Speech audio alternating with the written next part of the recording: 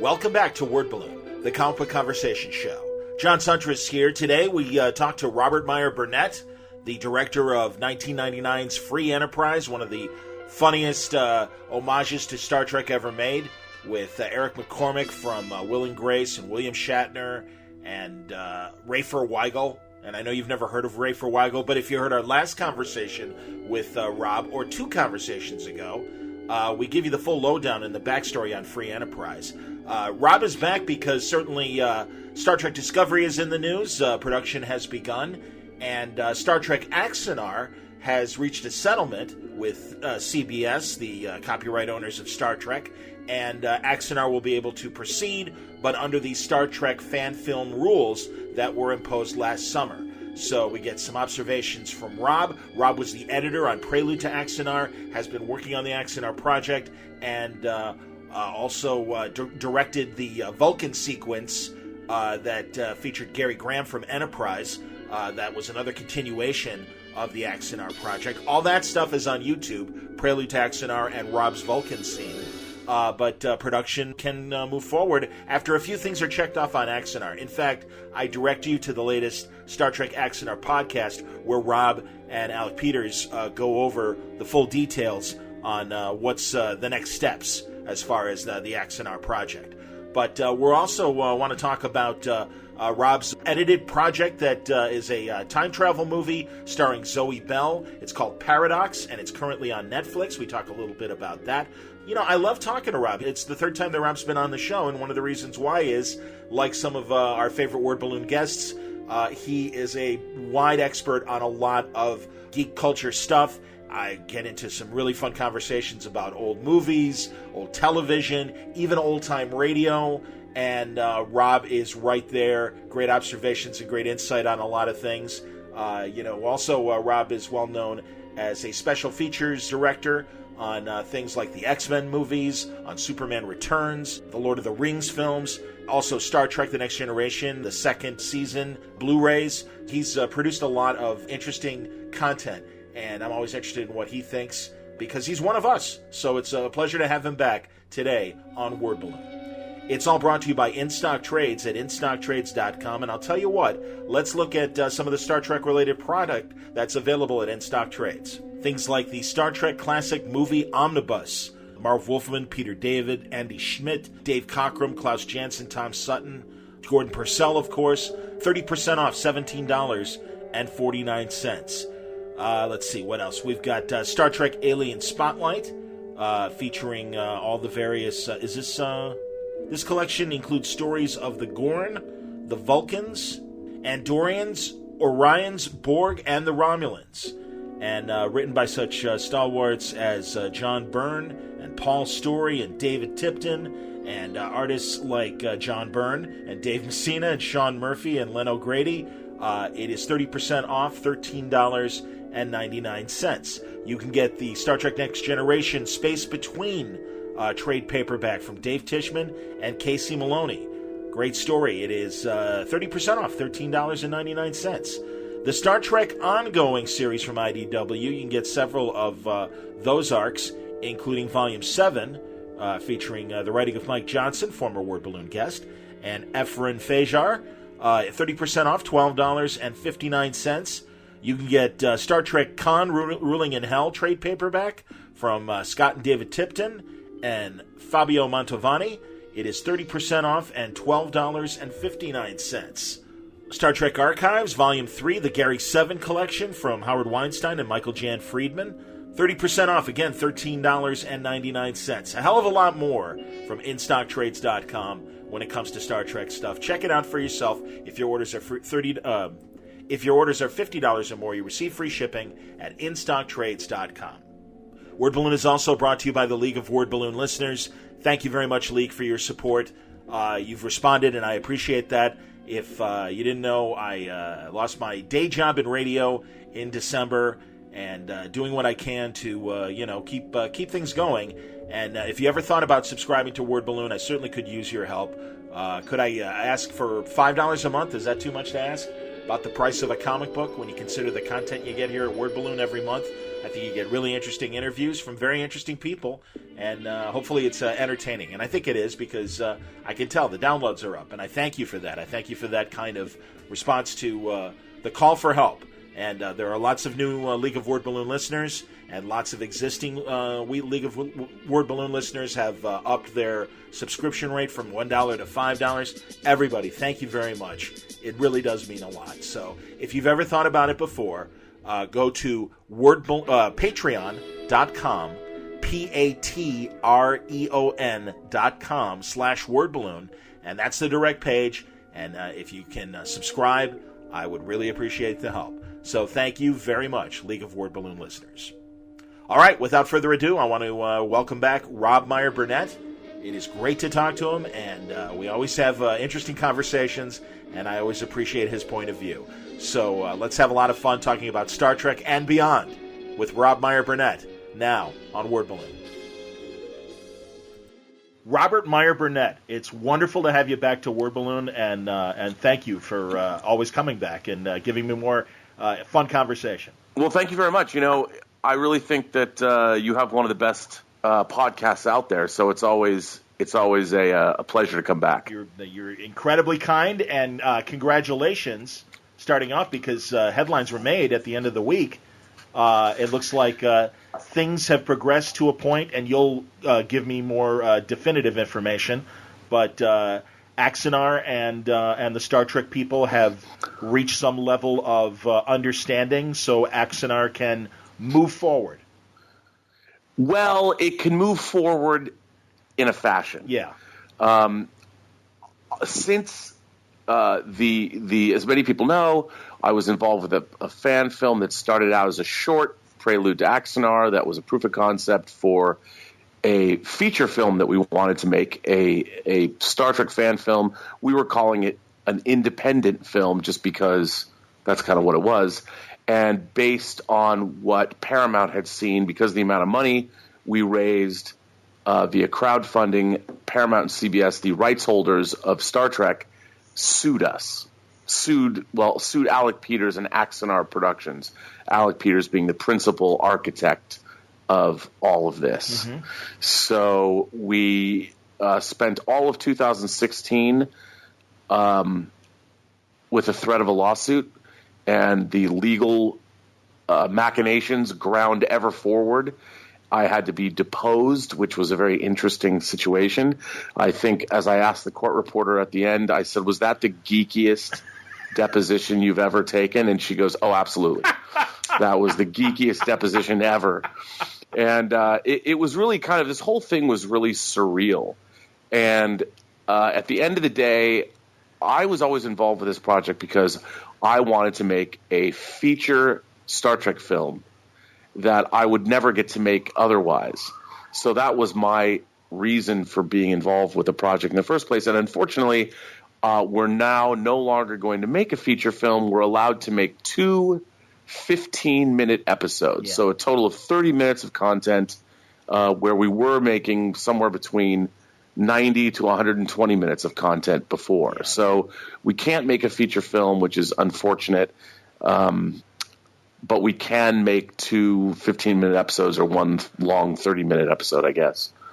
Yeah. So that's where we're at now. And I have to say that based on your proof of concept, Prelude to Axanar, which is just over 20 minutes or so, and I'm sure you know the exact running time.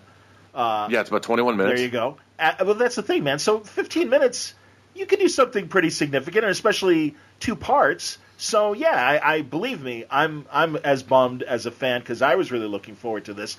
The amount of special effects that you guys were able to assemble are amazing, and I love showing my other friends that are Star Trek fans this on YouTube and watching their minds blown the way mine was the first time I saw it, in addition to great acting that you got from very established actors. That's also part of the good news of the summit, because I do know right. that and I'm sure I explained this in the introduction to our segment, but Star Trek set up these fan film rules. One of them was, which also would have excluded yourself, is anyone who's ever worked on Star Trek in any capacity, it seemed, was not allowed to make future fan films. And that go ahead. Yeah, that's true. So so not only you guys had Gary Graham and I'm forgetting some of the names, but of course Richard Hatch from yes, Battlestar Galactica. We had J.G. Hertzler, who played Martok on Deep Space Nine. Tony Todd. Tony Todd, everyone knows him as Candyman or as Kern, Worf's brother, or the elder Jake Sisko from the Deep Space Nine episode The Visitor. Yeah. And we had great talent. I mean, what's really interesting is the idea of what a fan film actually is has come under fire. And I think one of the biggest problems was people were wondering, well, what is this? I mean, if you don't follow fan films, I think people wonder, why would you do this? What would be the point of making a movie like this? Good questions. Go on. And I think that's why people keep asking me, and I say, well, sure. Look, right now I'm sitting at a table full of model rockets that are all in various stages of construction. For whatever reason, I was bitten by the rocketry bug again about 8 or 9 years ago, and I bought all these rockets, and I never made them.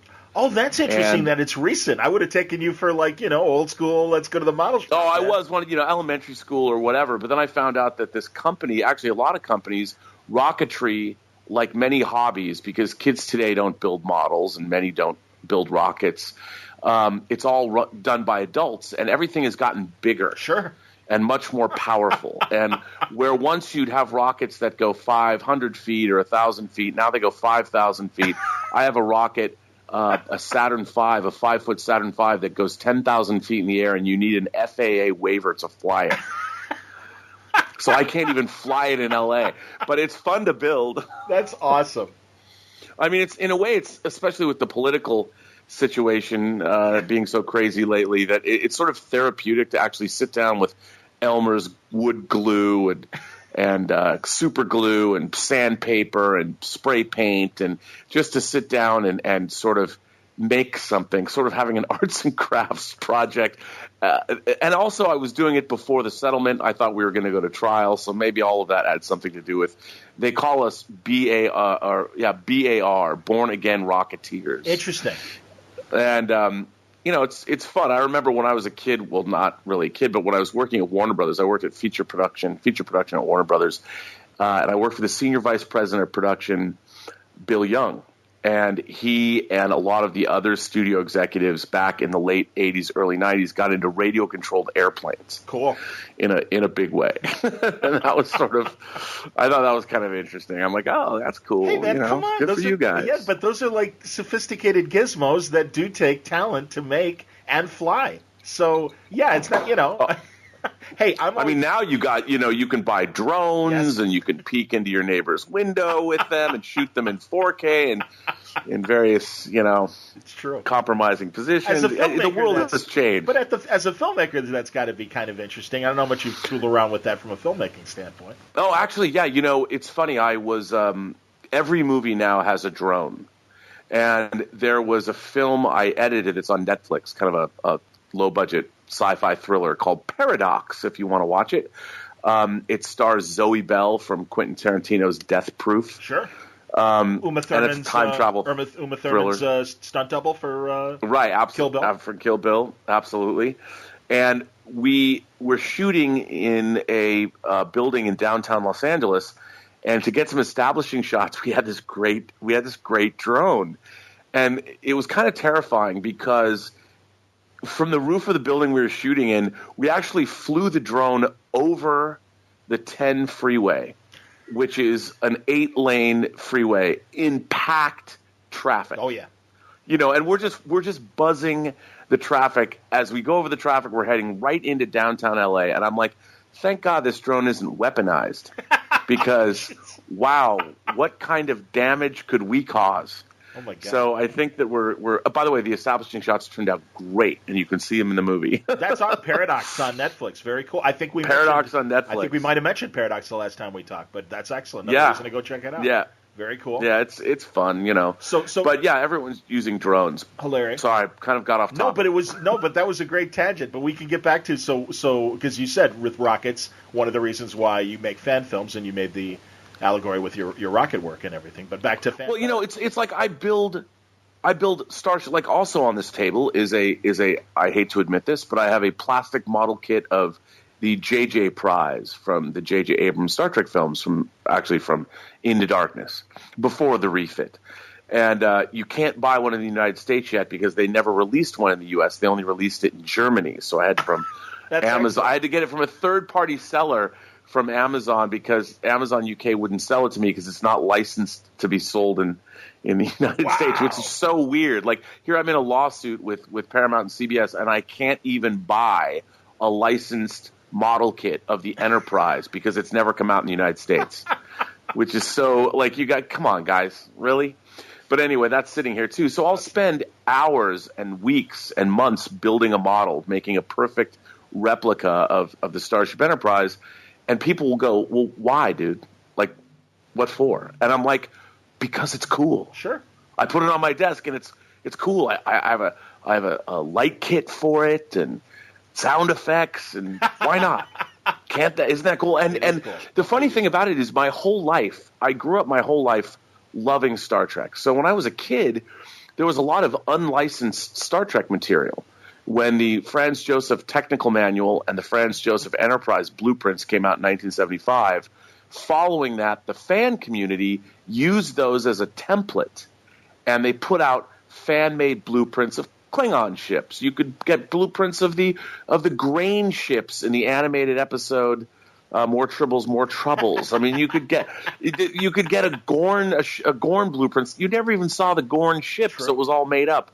But these were things that you'd buy at conventions, and you'd buy patches and things that were unlicensed because nobody understood. Like if you were to have gone to Paramount at the time, who were the rights holders, and said, I would like to license, we want to make Star Trek embroidered patches.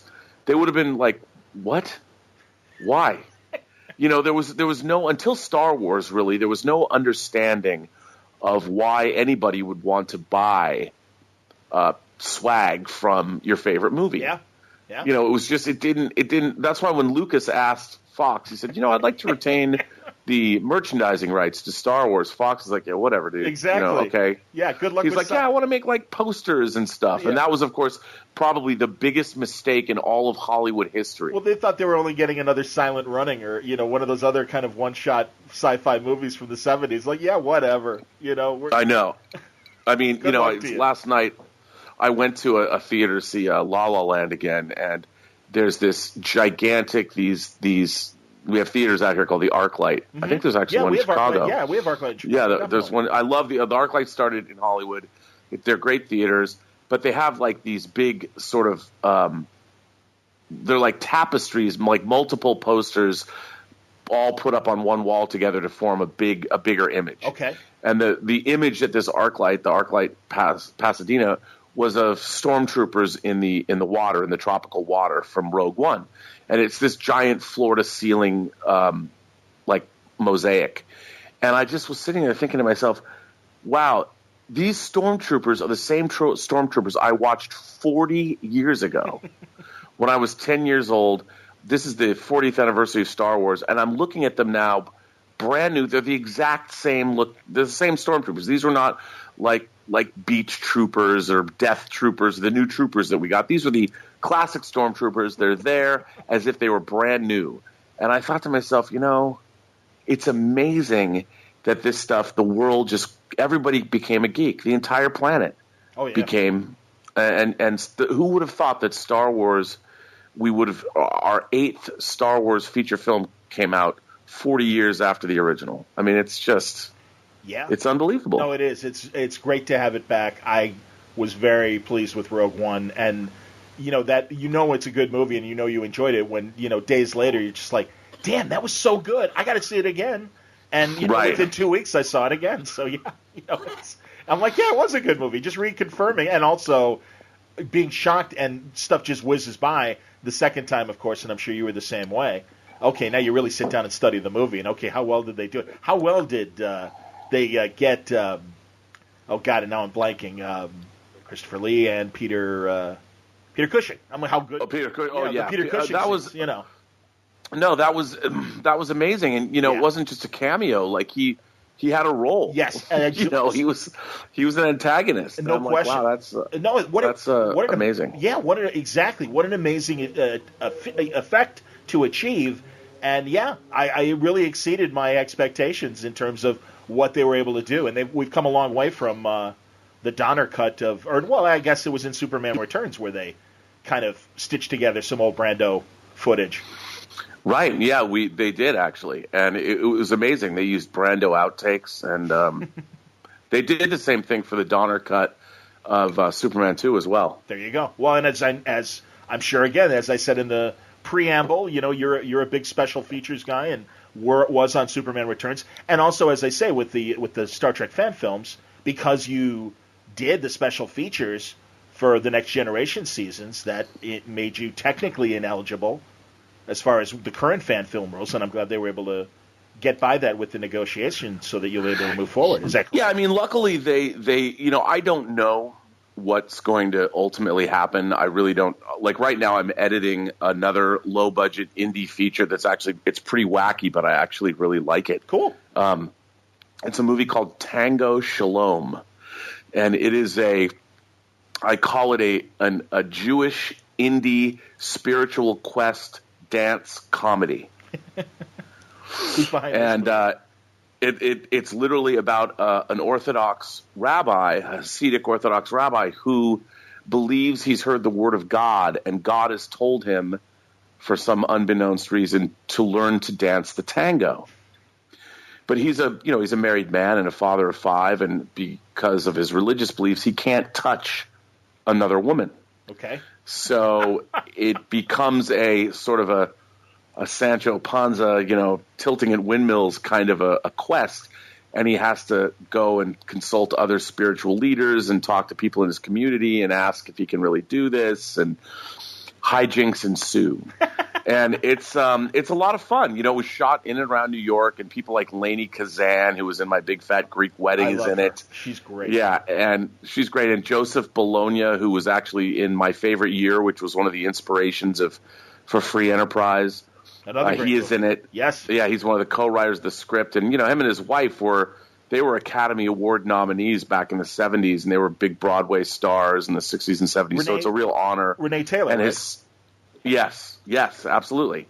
And they're great, and they have crazy stories, and they know everybody, and they're friends with Shatner, and so they wrote the film. And Joseph's son Gabe is the director, and he and I have spent many, many, many months now, not many months, but 6 months, and many, many hours cutting the film, and it's been great, and it's nice to have had something to work on through this whole thing, because I think, there was really the best intentions with Prelude to Axanar, and I know that's where the road to hell is paved, but it's true that we started out, we made, it was really a bunch of friends getting together to make Prelude to Axanar, the short, which you can still see on YouTube. Paramount didn't take it down. CBS said we could keep it up. And it was truly a labor of love by everybody involved, and it was just a really cool, different approach to the Star Trek universe, which was we were dealing with a time 21 years before Kirk and Spock, 21 years before Kirk took command of the Enterprise in 2265. And we postulated that there was a war, the 4 Years' War, between the Federation and the Klingons. And Prelude to Axanar is, of course, in documentary format. And it's a documentary that looks back 10 years later on the actual 4 Years' War. And we did it like the old Franz Joseph technical manual or blueprints to make it seem like it came actually from the Star Trek universe. So we didn't call it Star Trek. It's called The 4 Years' War, Episode 3, Prelude to Axanar. It's like you'd watch a History Channel documentary, the Federation Historical Society documentary about this particular war, and the various people who participated were interviewed. And that's what the short film was. Yep. It was sort of a proof of concept for the feature that we were going to make. And unfortunately, we ended up raising almost $1.5 million based on that short. Yeah.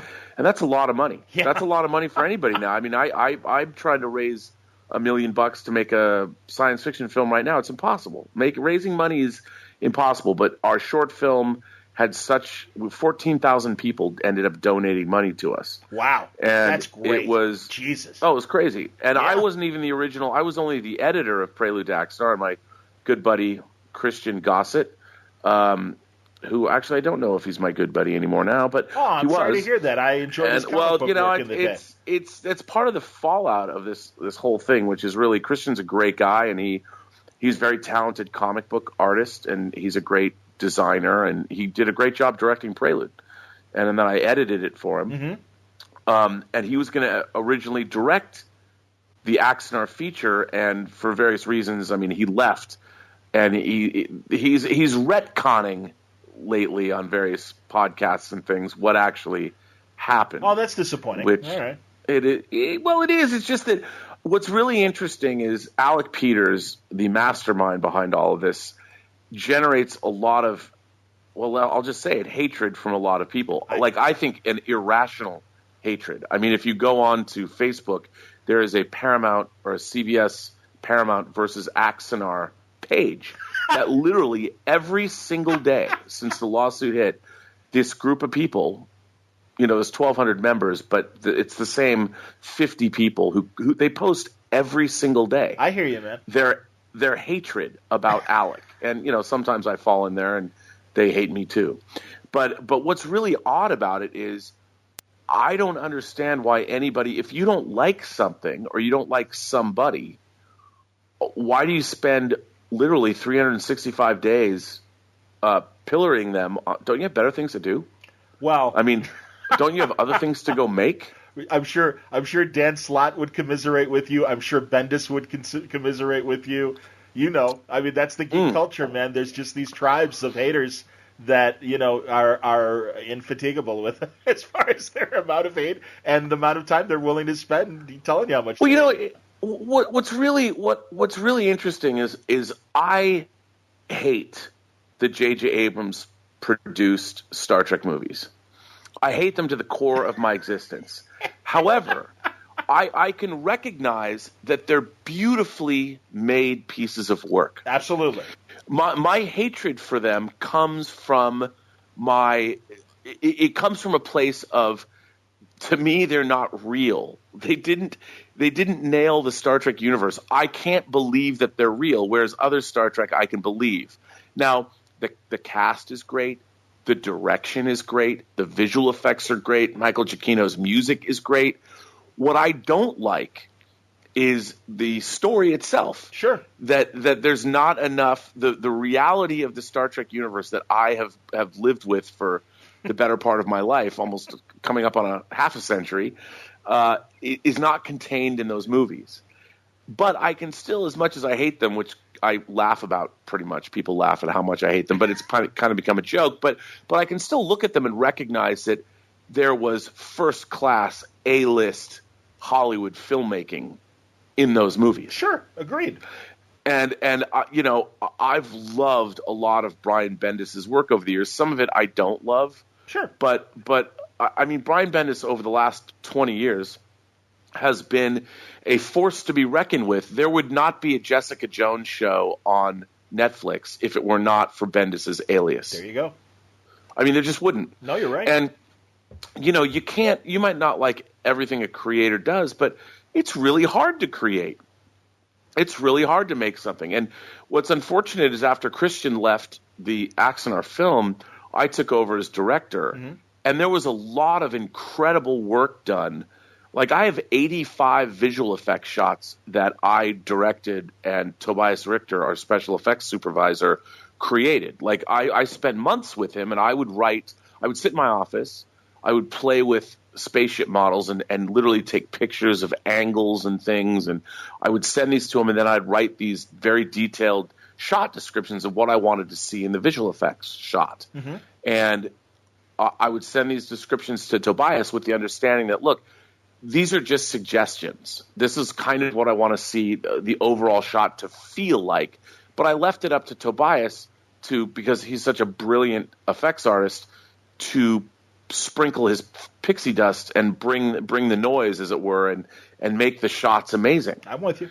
And we had a terrific back and forth for months. Now, and this is something that a lot of people don't understand. They think, oh, Axanar was a scam and nobody was working on anything. But we were.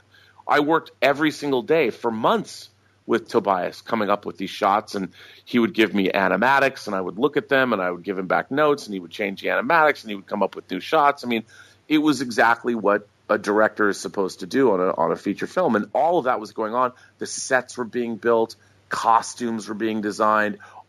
Everything that happens in a Hollywood production was happening with Axanar, and we were a month away from principal photography. And what's really funny is a lot of the anti-Axanar people are like, "Oh, you guys weren't a month away," and I'm like, "But you're living in like Arkansas. Have you ever worked on a production?" Like, I've been working on film productions literally since 1989. I mean, I know of what I speak. And it's really funny because there's a lot of people that would go, "Oh, Rob Burnett, he peaked with Free Enterprise."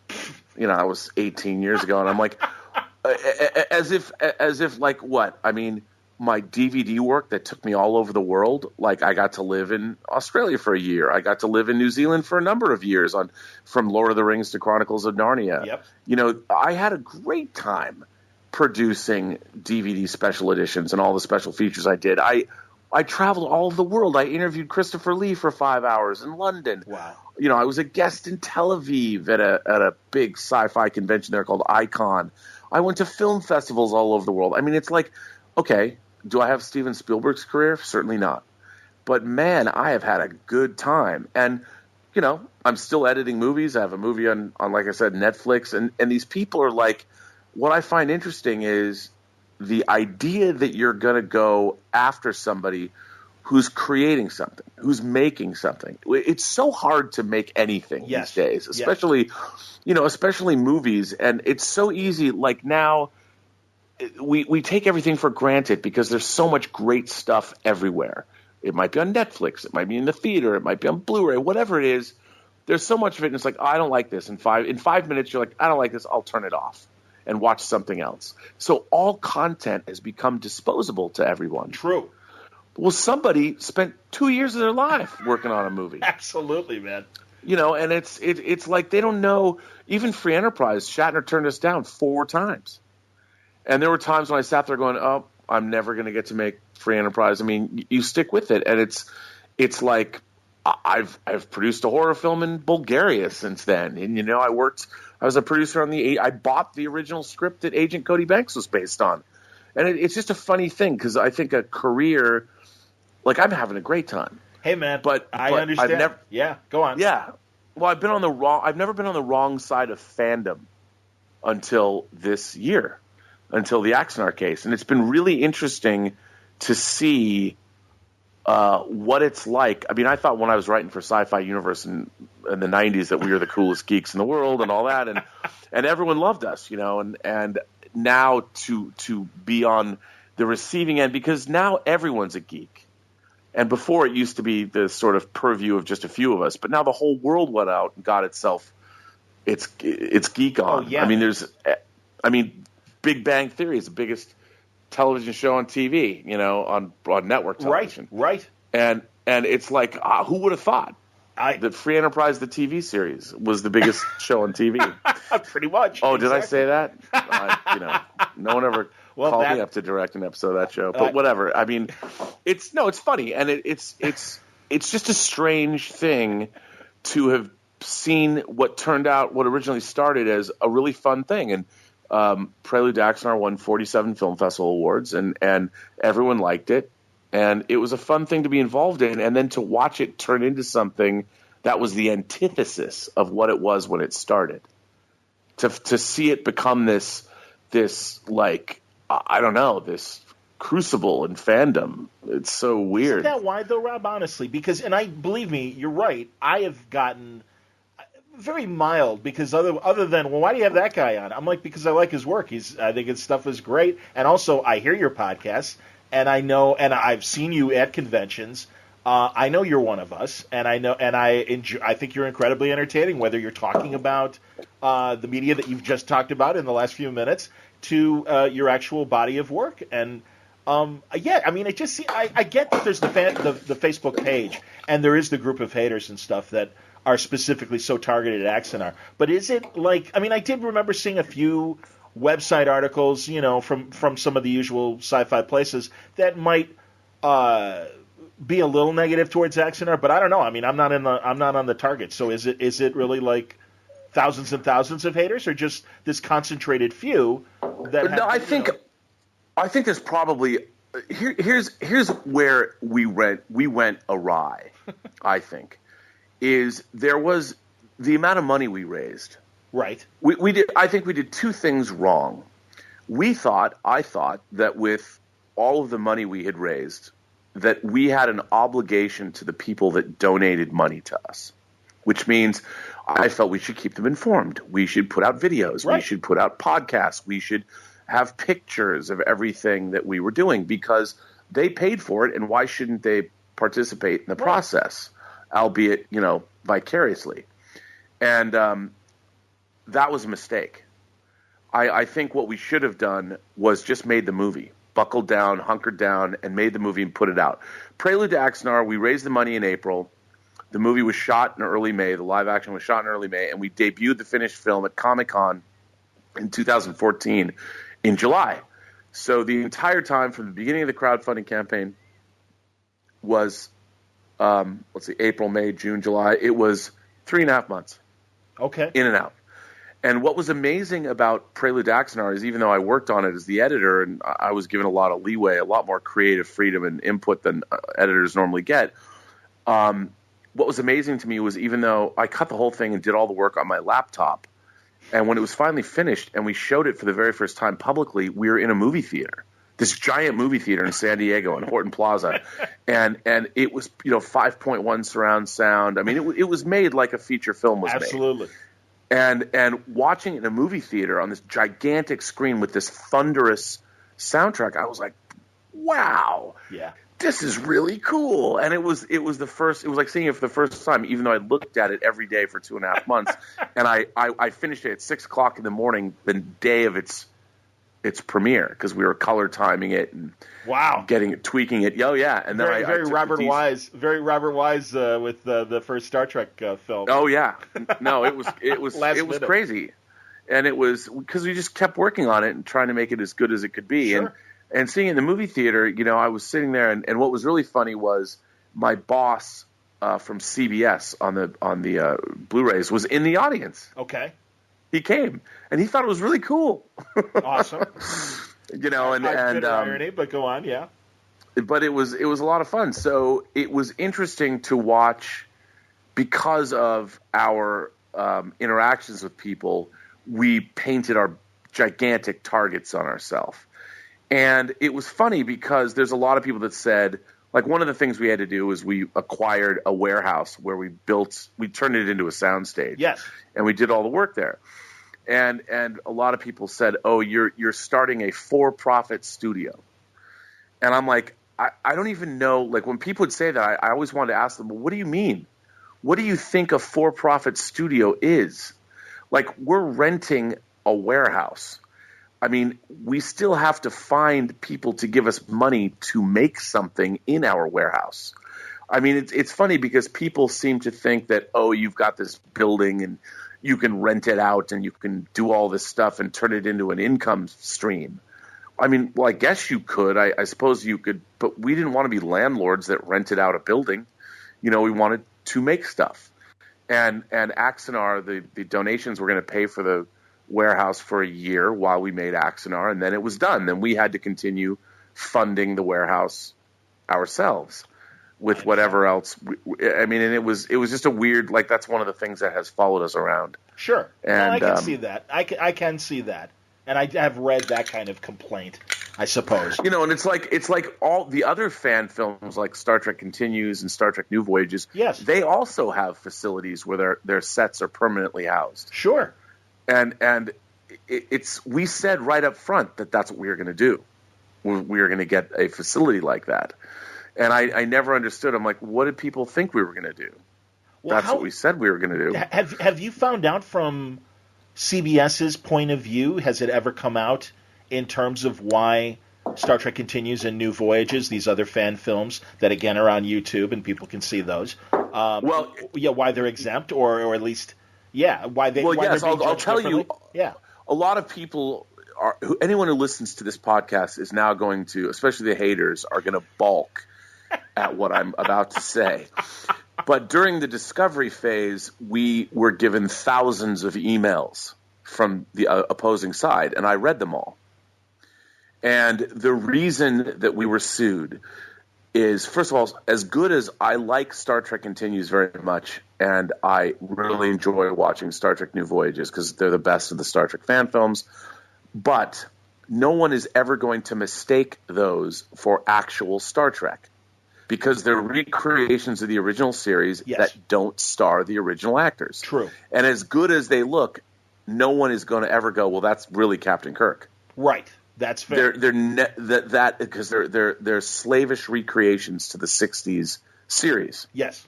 So there is no way that they're going to be seen as competition for existing Star Trek product that CBS would want to make. True.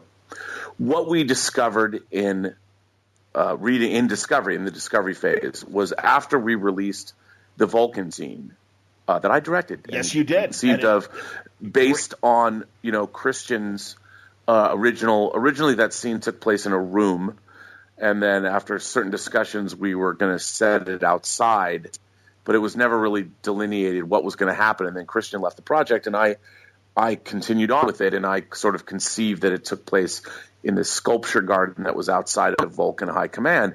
And what I wanted to do was show as a proof of concept, again, that we could have two characters in a virtual environment, and people liked it. Would see it and go, oh, wow, that's really neat. Well, what happened was when I did that Vulcan scene, when you watch the scene with the opening of the Vulcan ships in orbit around Vulcan and Mount Solea and Shakar City, the people at CBS said, this looks better than the last Star Trek series, Enterprise, which is where we got a lot of that iconography from. And they're like, not only were we raising money, but the money wasn't the issue. They didn't sue us for raising money. I mean, they made it a part of the case. Sure. But it was a copyright issue, and they freaked out at the quality that we were able to come up with. And a lot of people will balk at that. I mean, people said to me, I love this criticism. People say, Rob, even Christian Gossett, my good friend, said to me, your Vulcan scene sucked. He said that to me.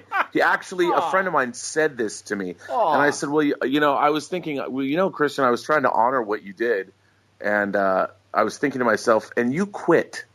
So, you didn't. Now Christian has been saying he wants to get the footage back for Prelude to Axanar, and he could make it better. Oh, God. And I'm like, well, dude, you know what? No one was stopping you coming to edit if you wanted things changed. I mean, you seemed pretty happy when we finished the movie, and it did win 47 Film Festival awards. Absolutely. So, I mean, going back and talking about your former colleagues like that is really gauche. Yeah, I it's think. shitty. No, that's shitty. But whatever, and it's so the Vulcan scene, the fact that we were able to pull that off. And it's very funny, the criticism that has been leveled at me a lot. People are like, well, dude, it looks like the prequels. It looked like something out of Attack of the Clones. And I'm like, really? You mean something that I did for $13,000 in a parking lot one Saturday afternoon looks like Attack of the Clones? I'll take that criticism. Thank you. Yeah, I mean, I will take that criticism. And I mean, it's so funny because what people don't understand, especially people that, like, we as fans can look at the Star Wars prequels and hate them or whatever, but it's thousands of people spent years of their lives working on those movies, whether you like them or not. I mean, they were made at the very highest level. Yes. So if someone is going to criticize me for saying that my work looks like Attack of the Clones, and we were doing it on one Saturday afternoon with natural sunlight and a 20-foot green screen because we couldn't have a bigger green screen out in an environment that big because of the wind. I mean, a 20-foot green screen locked down is like a kite. I hear you. So, I thought I will stand by the Vulcan scene for any I'm very proud of that work. And, sure. I thought it was very cool what everybody came up with, and it was. I will say this: the Vulcan scene came out exactly as it was designed to come out. Attaboy. It is exactly. It went off without a hitch. My director of photography, Milton Santiago, and I worked really hard to make that Vulcan scene, and it was exactly the way it was planned.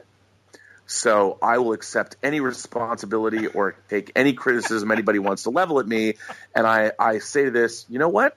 I'm looking forward to seeing your Vulcan scene or your work, and I hope it's great. That's Rob, what I hope when I see everything. I've heard people, and I love this, I guess, justification for Ed Wood, the director, because it's like, he's the joke of Hollywood. He did manage to make 6 or 8 movies and get them made. Mm-hmm.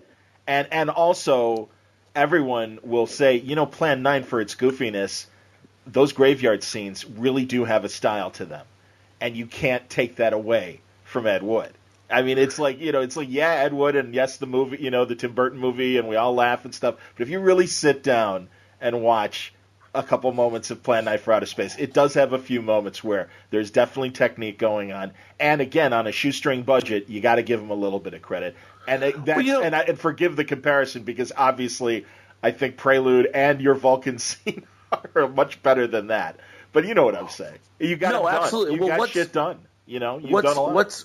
What's I think is really interesting, what people forget, I think, is that there is a sensibility. Everybody thinks that they can make a film. Yes. I mean, I know that I can't do brain surgery.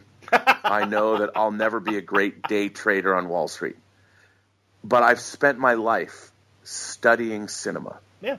And while I haven't had a lot of at-bats directing feature films, I think if you look at the quality of the actual storytelling in my Star Trek documentaries, for instance, I think that there's some emotional impact in those documentaries, that you actually feel something, the way we put them together. I think you're right. So, there are people that just don't – everybody thinks they can make a movie, but there are people that don't ever – they never will have the sensibility required to know how to tell a great story.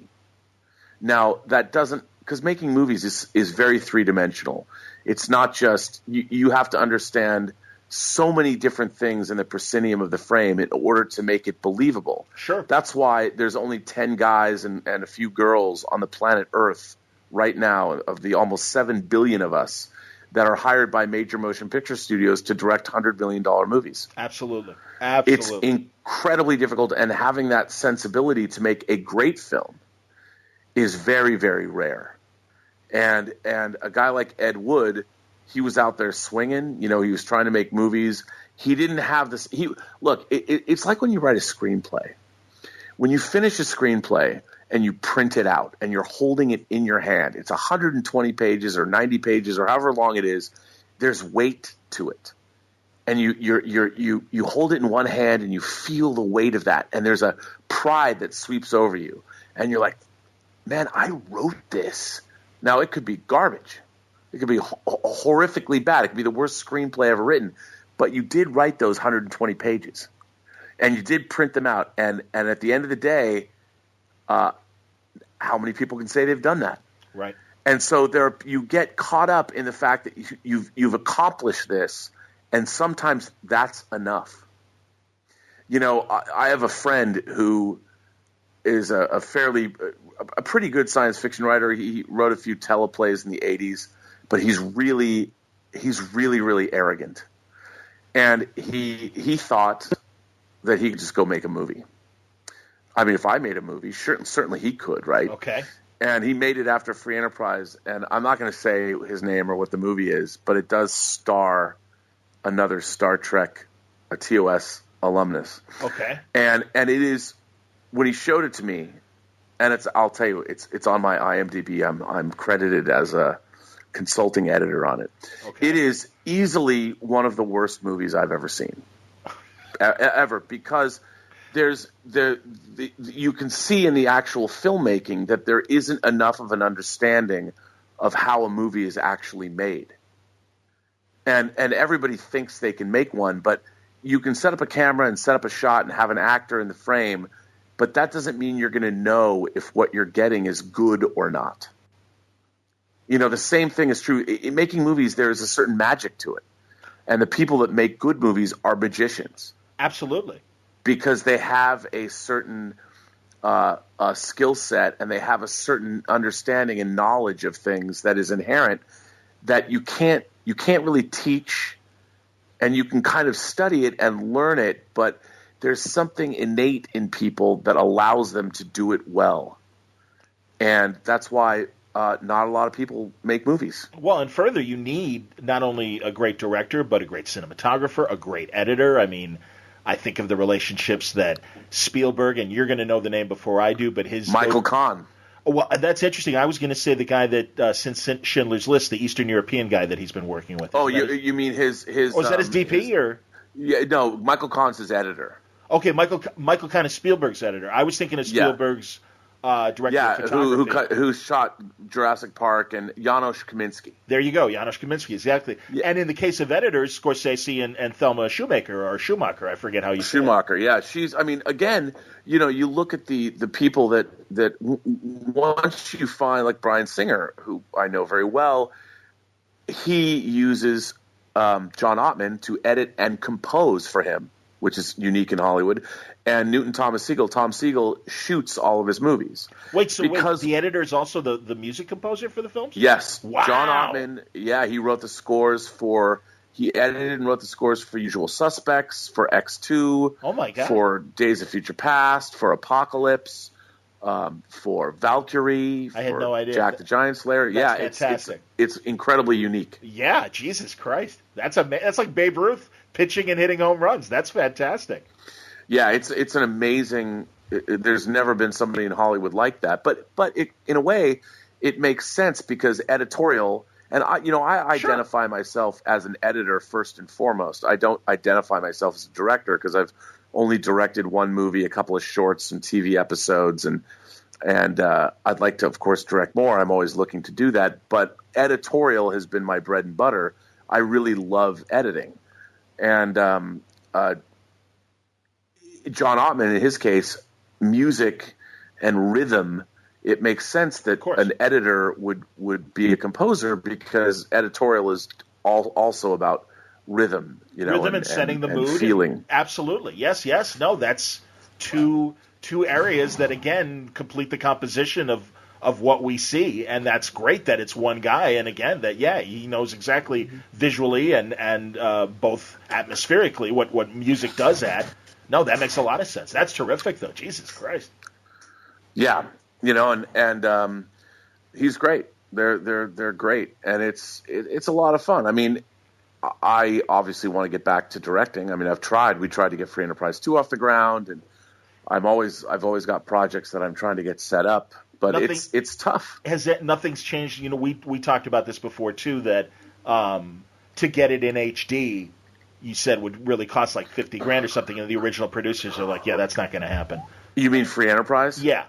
Well, I'll tell you, I found out. Here's I can honestly say the only person whose career was professionally hurt by Free Enterprise, by the Axanar lawsuit, was me, because one of the things that I found out in Discovery was that La La Land Records, who puts out all of the great Star Trek soundtracks, yes, they put out they were going to start a video label, the same way Twilight Time or some of these other Scream Factory have boutique labels. They were going to start a video label, and the first two movies they were going to release were Free Enterprise and The Specials, which is the movie that we produced after Free Enterprise. And I didn't know this because Mark Altman frequently makes deals and doesn't tell me what's going on. Okay.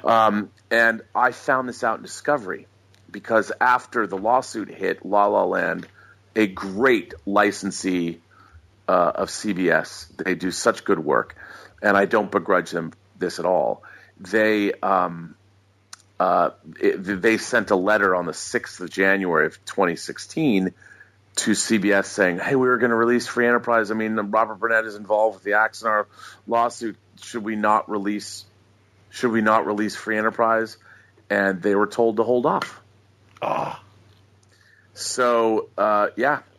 So, and I've subsequently had a friend ask who works for La La Land, frequently asked about it, and they have no plans to move forward with Free Enterprise on Blu-ray in 2017. Oh, jeez, man. So it's monumentally frustrating that as a DVD producer myself, and as an editor, the one film that I ever made that I get asked about literally every day. Sure. People ask me or contact me every day. And there's, Free Enterprise came out in 2006 on DVD. It's been out of print since then. Yes, I was lucky to get it on Amazon after our first talk. Go on. Yeah, and used, obviously. Yeah. It's a shame that it's, it's unavailable. And I mean, there's more of an audience for the film now than ever before. It's kind of forgotten, and I really want to. There's a few tweaks I'd make, kind of like Oliver Stone did his third version of Alexander. I'd love to do the third version of the definitive version of Free Enterprise. I'd love to get it out there because there's things I want to do to the film, and I think it would do really, really well. Absolutely, and William Shatner's not getting any younger, and I'd love to try and record a new commentary with him. Oh God, that would be great. Yeah, no kidding. Mm-hmm. Jesus. No, man. I mean, I saw it first on cable, fell in love with it. You told me about its Chicago background with Rafer Weigel, and I had no idea. We talked about that in our first conversation. It's a terrific movie, and that sucks, man, because I would hope that you would be. I assume, I really hope it isn't hurting you professionally to try and get some TV gigs, because I think you've got the understanding of the geek world and everything to give people what they want. And God, with all the Netflix product and the CW shows and stuff, are you persona non grata? Have you tried for these? No. I'm absolutely. I've got a lot of things and irons in the fire. Terrific, a lot of things happening, and it's interesting because I tend to get involved in these projects. Like when I was involved with the Star Trek Blu-rays, the Next Generation Blu-rays, I was pretty focused on that. Like I spent 3 years. The only thing I did during that time was I directed a short. Because some friends asked me to do it for them, and then I started working on Axanar. I did Axanar, in my spare time during that time. But for the most part, when I get involved in these projects, like Tango Shalom has been a singular effort, and now I'm really trying, because there's a lot of opportunity out there, especially if you're working in the low budget arena. I'm looking to do more, to branch out, and the Axanar case really hasn't hurt me at all because my name was not really involved. I wasn't sued. I wasn't named. Although when I did find out that Free Enterprise was not going to be released because of the lawsuit, I was understandably miffed. Yeah. What did one thing have to do with the other? Especially because CBS is not. It's not like they weren't releasing the box set back in June. The box set of all of the Next Generation Blu-rays came out, the entire series came out, and Enterprise came out, which I also worked on. So it's not like they held up the release of those things because I worked on them. It's not like I host a roundtable 25th anniversary cast reunion of the entire cast of Next Generation on the season 2 Blu-ray. Yes. It's not like they suddenly said, well, we've got to take Rob Burnett off of that. They didn't do that. So the idea that La La Land Records wouldn't release Free Enterprise is a little silly, but I understand they're an incredible company, and they've done. I mean, their box set of the original series music is my favorite CD of all time. I waited almost I bought my first CD in 1983, and that came out in 2012, 2013. Yeah. So I waited how long to get that? And it's the greatest. They do such a great job, and I love La La Land Records. I mean, heck, they just put out the score for Less Than Zero, which I've waited for 30 years. Thomas Newman's score. I mean, they put that out. I jumped all over that shit. I mean, Hilarious. Come on. That's awesome. And for me, it would be a real honor to have Free Enterprise come out on under La La Land's label. I think that'd be great. I hear you. Oh, dude, I'm telling you, as you say, and I'm not surprised you keep getting good feedback from Free Enterprise all the time. It's a tremendous film, and you're right. It is the Big Bang Theory before the Big Bang Theory, and everybody played their parts perfectly. They really did. Yeah, and it's fun to see. I mean, I look at Eric McCormack, and he, I just watched Travelers on Netflix, and they're doing it. They're bringing Will and Grace back. I know, isn't that crazy? Yeah. I've always thought. I mean, I think Eric McCormack. He's a great actor, and he's another guy that I think should have had a much bigger career than he's had. I mean, he's done good work, but but I have to say, he did tell me when we were making Free Enterprise, he said, "You know what? I just want to get on a sitcom. I want to get on a sitcom. I want it to run 10 years, and I'll be fine." That's awesome. Well, there you go. And he certainly did that. Absolutely. So, that's very much like William Peterson and Ted Danson when they were making Cousins, because I got to know Bill before CSI came up. And they were making Cousins, and he's like, "Man, doesn't it suck doing a sitcom?" And Danson's like, "No, man, it's the perfect schedule. You work Monday through Thursday. You got a nice weekend." He goes, "It's 10 hours a day. You still have enough time if you want to do something at night, you can." And he's just telling them how great it was working on a sitcom schedule. And then all of a sudden, Les Moonves of CBS is like, "Hey, Bill Peterson, you want to do a TV show?" And he's like, "Apparently, yes, I do." First of all, Billy Peterson is one of my favorite. I love that guy. Great guy. And the first time I ever saw him, he plays a bouncer for 2 seconds in Michael Mann's Thief. Yep. Which takes place at the Green Mill. When I was first in Chicago with Rafer, I'm like, "Dude, we have to go to the Green Mill." Oh, that's so funny. I just shot something for TV at the Green Mill. Go ahead. He's like, "Why do you want to go to the Green Mill?" I go, "Dude, because James Caan owned it in Thief. I have to go to the Green Mill." And by the way, the Green Mill was totally rad. It was so cool. There was like a jazz band playing there. It was the coolest thing. I'm like, it was going to a place that you saw in a movie that was even cooler than the movie portrayed it as. Oh, absolutely. It's legitimately a Chicago gangster hangout from the 20s. It was definitely a Capone joint. And when the neon sign outside the like wave or whatever was just like it was in Thief. Yep. And then of course, William Peterson, to me, one of my favorite movies of the 80s is To Live and Die in L.A. Sure. And, that was basically his first film role, and Friedkin had seen him on stage in Chicago. That's right. And then he did, for Michael Mann, he did Manhunter a year later. Yep.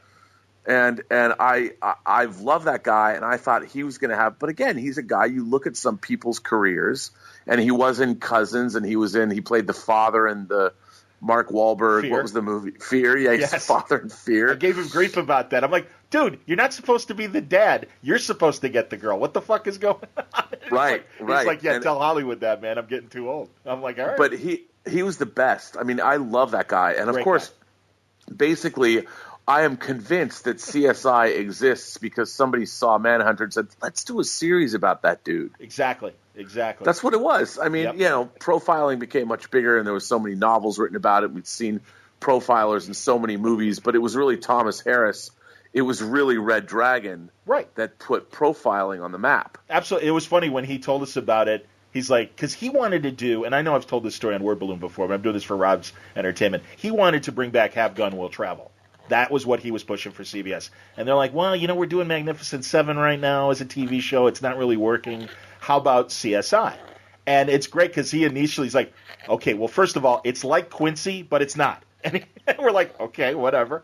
But he was very quick to be defensive about, like, "Don't compare us to Quincy because there's a lot of good in Quincy, but we're doing it very different." And again, it's that Red Dragon influence and everything. And like you said, are you still friends with him?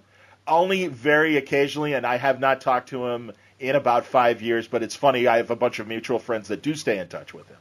So, I will bet you, he's made over $100 million off CSI. Exactly. Well, like you said, and that was going to be my point with Eric McCormick. And I'm not making that number up. I think you're that's right. An actual real number. Well, he is an active producer on not only the original but all the satellite shows, and gets the global benefits of that global syndication. It's one of the most successful shows of the 2000s, and that's why you don't see Bill work anymore, because he turned down that role in Platoon, and now I'm blanking, the guy from Someone to Watch Over Me and the big Tom Berenger. Tom Berenger. He turned down Tom Berenger's role in Platoon because he's like, kind of sounds uncomfortable. I forget, like, if they shot in Burma or wherever they shot a Platoon in. And he's like, I don't think I want to sweat for that many months out there. No thanks. And it's those kind of roles that I think would have only elevated his cinematic career.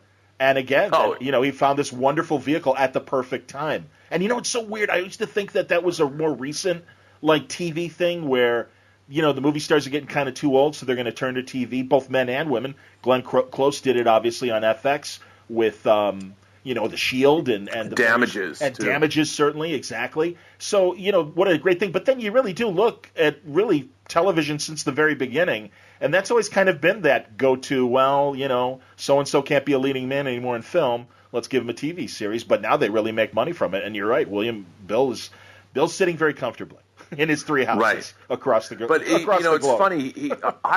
There was something about him. Especially, a lot of people thought his performance in Manhunter was sort of one note, and I never thought that was true. I mean, it was that film, both in To Live and Die in L.A., the homoerotic Secret Service agent he plays with his bow-legged walk and his scarf in L.A. I mean, I love him in that movie so much. I mean, it's I was so gay for William Peterson, I'm a straight man, but watching that movie. Couldn't agree more, man. I mean, I love that guy. He was so good. And then watching Manhunter, I thought, here was a guy. And by the way, both Manhunter and To Live and Die in L.A. it was not a hit.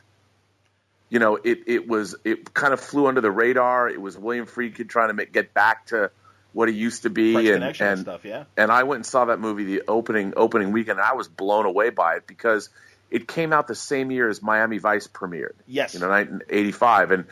And it had, To Live and Die in L.A. had a great, I don't think there's another American film that encapsulates the mid-'80s. Robert Downey Jr.'s dad is in that movie. That's right. Robert Downey Jr. Sr. Well, and Prosky. I mean, I'm thinking of Thief. Excuse me. Yeah, but because I was going to say Thief is also in that vein as well in terms of those '80s neo-noirs. Oh, well, Thief came out in 81, and Thief is still one of my favorite movies. Like, if you love Goodfellas and you love Thief, and I'm surprised at how many people don't know Thief. Exactly. Because Thief is, it is a Miami Vice episode writ large on the big screen. I mean, James Caan's performance, Robert Prosky is one of the greatest villains ever. Yep. He utters the greatest line of profanity in any movie ever, and I will not say it because it's...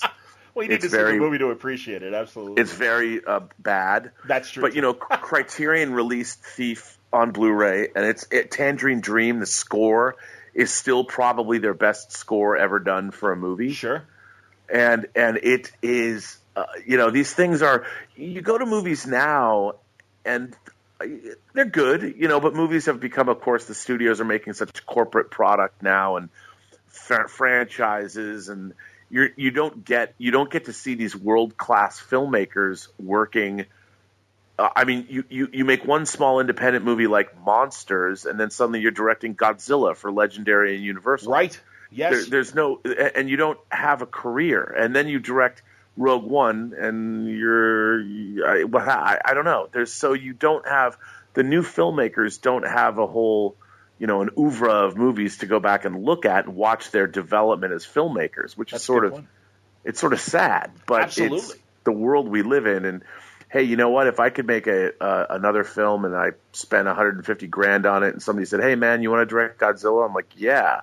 Now, Mike Doherty, who I've known for years, Mike Doherty, who wrote X2 with Dan Harris, and he wrote Superman Returns, and he directed Trick or Treat and Krampus, is now directing the new Godzilla, King of the Monsters. So, wow.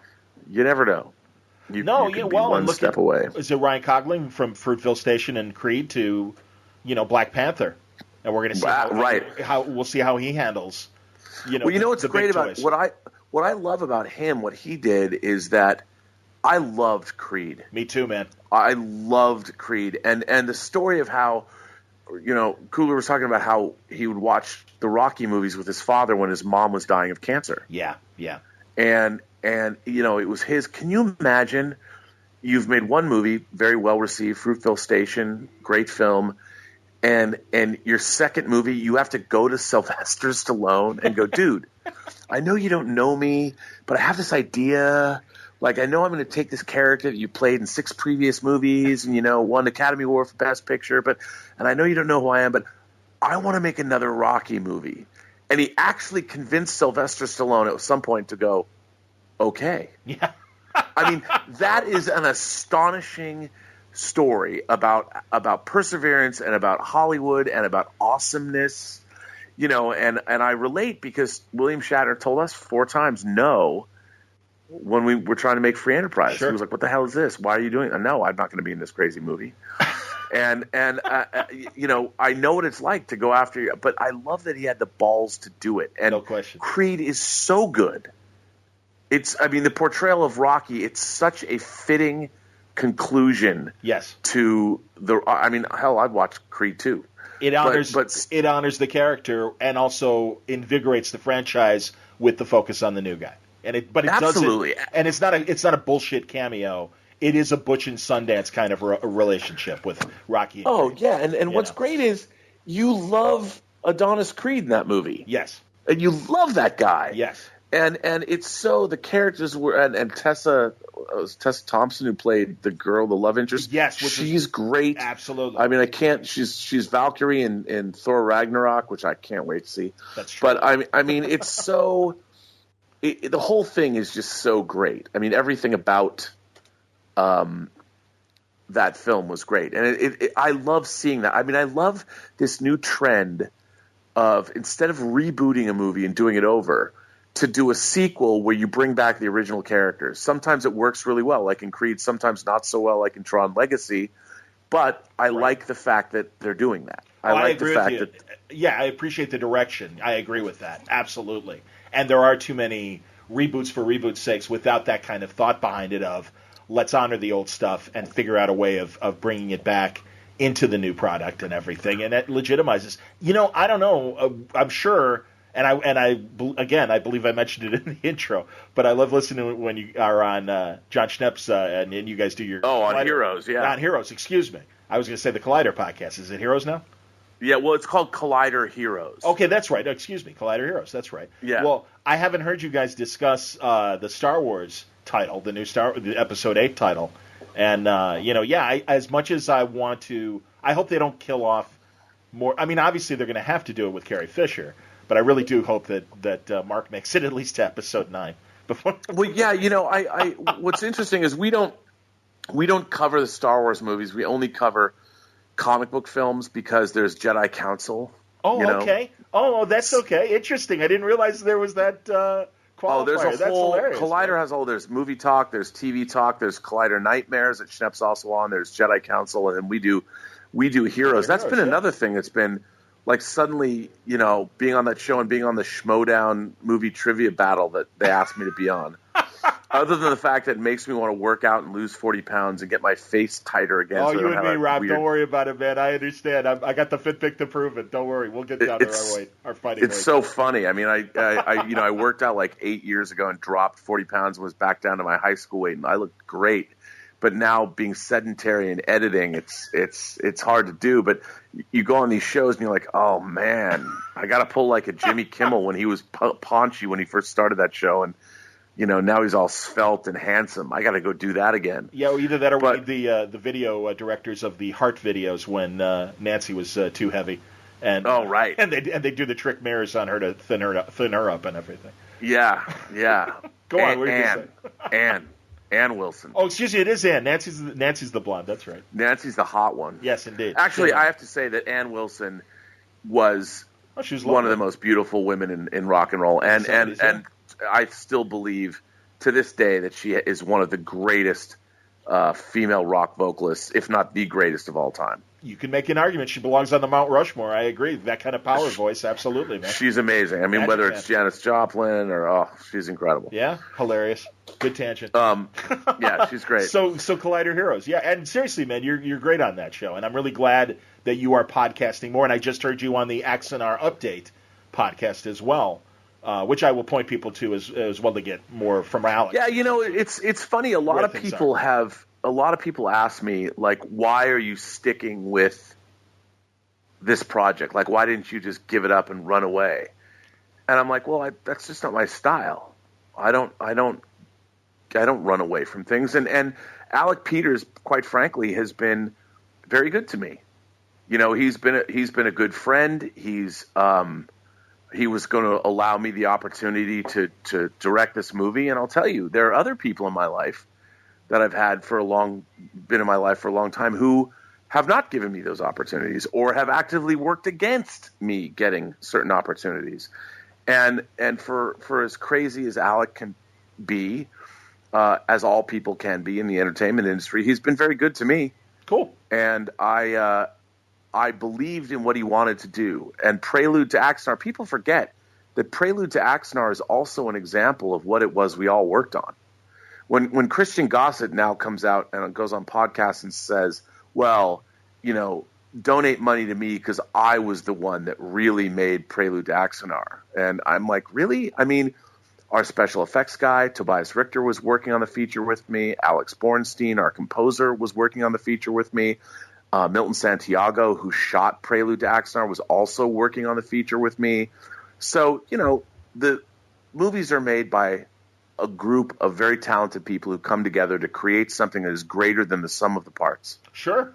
Definitely. And I think, one thing that you'll never hear me do is I will never poo-poo or diminish the contributions people make in motion pictures, because it is a field that requires incredible excellence, incredible talent, incredible devotion to the work, and anybody who will engage in such an endeavor gets my respect, because it is a really hard business and it is a really hard thing to do to make a great film. And I think when you have a great film, whether there was creative tension on the set or whatever went into making that great film, it's always worth it. And once the final product comes out, always let the product lead. I've always believed that the work is what you should put on a pedestal, and the work is what should always be looked at and be exalted. The people are great, and the people that make work are great, but it's the work itself that can transcend time, that can inspire generation after generation. That it's like making a great film is spinning straw into gold. I've often said it's like your Rumpelstiltskin. It's just that there might be 1,000 Rumpelstiltskins working on one movie.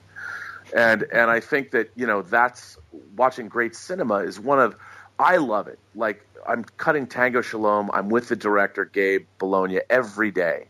And he and I are just having the best time. I mean, we're cutting footage that he shot, but we're turning it into something that there are things that he's allowing me to contribute far more than I think a lot of editors get to. And it's been a great experience. And I've had that experience many, many times in the motion picture business, whether I was producing, whether I was directing, whether I was writing, whether I was a PA, or whether I was, what I did, I think right before we talked last time, I was shooting behind the scenes material for Leah Thompson's directorial debut. Crazy. I was asked, Leah Thompson, who played Michael J. Fox's mother in Back to the Future. she was all of our crushes and Some Kind of Wonderful. What's really funny is Howard Deutsch, who directed Some Kind of Wonderful, she married him. Crazy. I didn't know that. Yeah, she's married to Howard Deutsch, and Zoe Deutsch, her daughter, starred in the new James Franco movie, Why Him? Where hilarious. Yeah, she's getting, and so the Christmas I'm Bringing My Boyfriend movie to Bryan Cranston. Right, to Bryan Cranston, and she stars in that. And now I worked on this film, and now I shot behind the scenes on it, and it's called The Year of Spectacular Men, and it was actually written by her daughter, Madeline. Hilarious. And so this company that I was editing for, asked me to come shoot behind the scenes, and what was really interesting was, I've been shooting behind the scenes on Lord of the Rings, on Chronicles of Narnia, on X-Men, whatever. Well, nobody knew that. They just were paying me a couple of grand or whatever and to come show up, and nobody knew who I was. And normally I'm used to working with the director. When you're a DVD producer, it's a director's medium, and so you're really working for the director. Well, Leah Thompson didn't know who I was, and she just thought I was, and I was just some EPK guy. Like, why would she have to worry herself about me?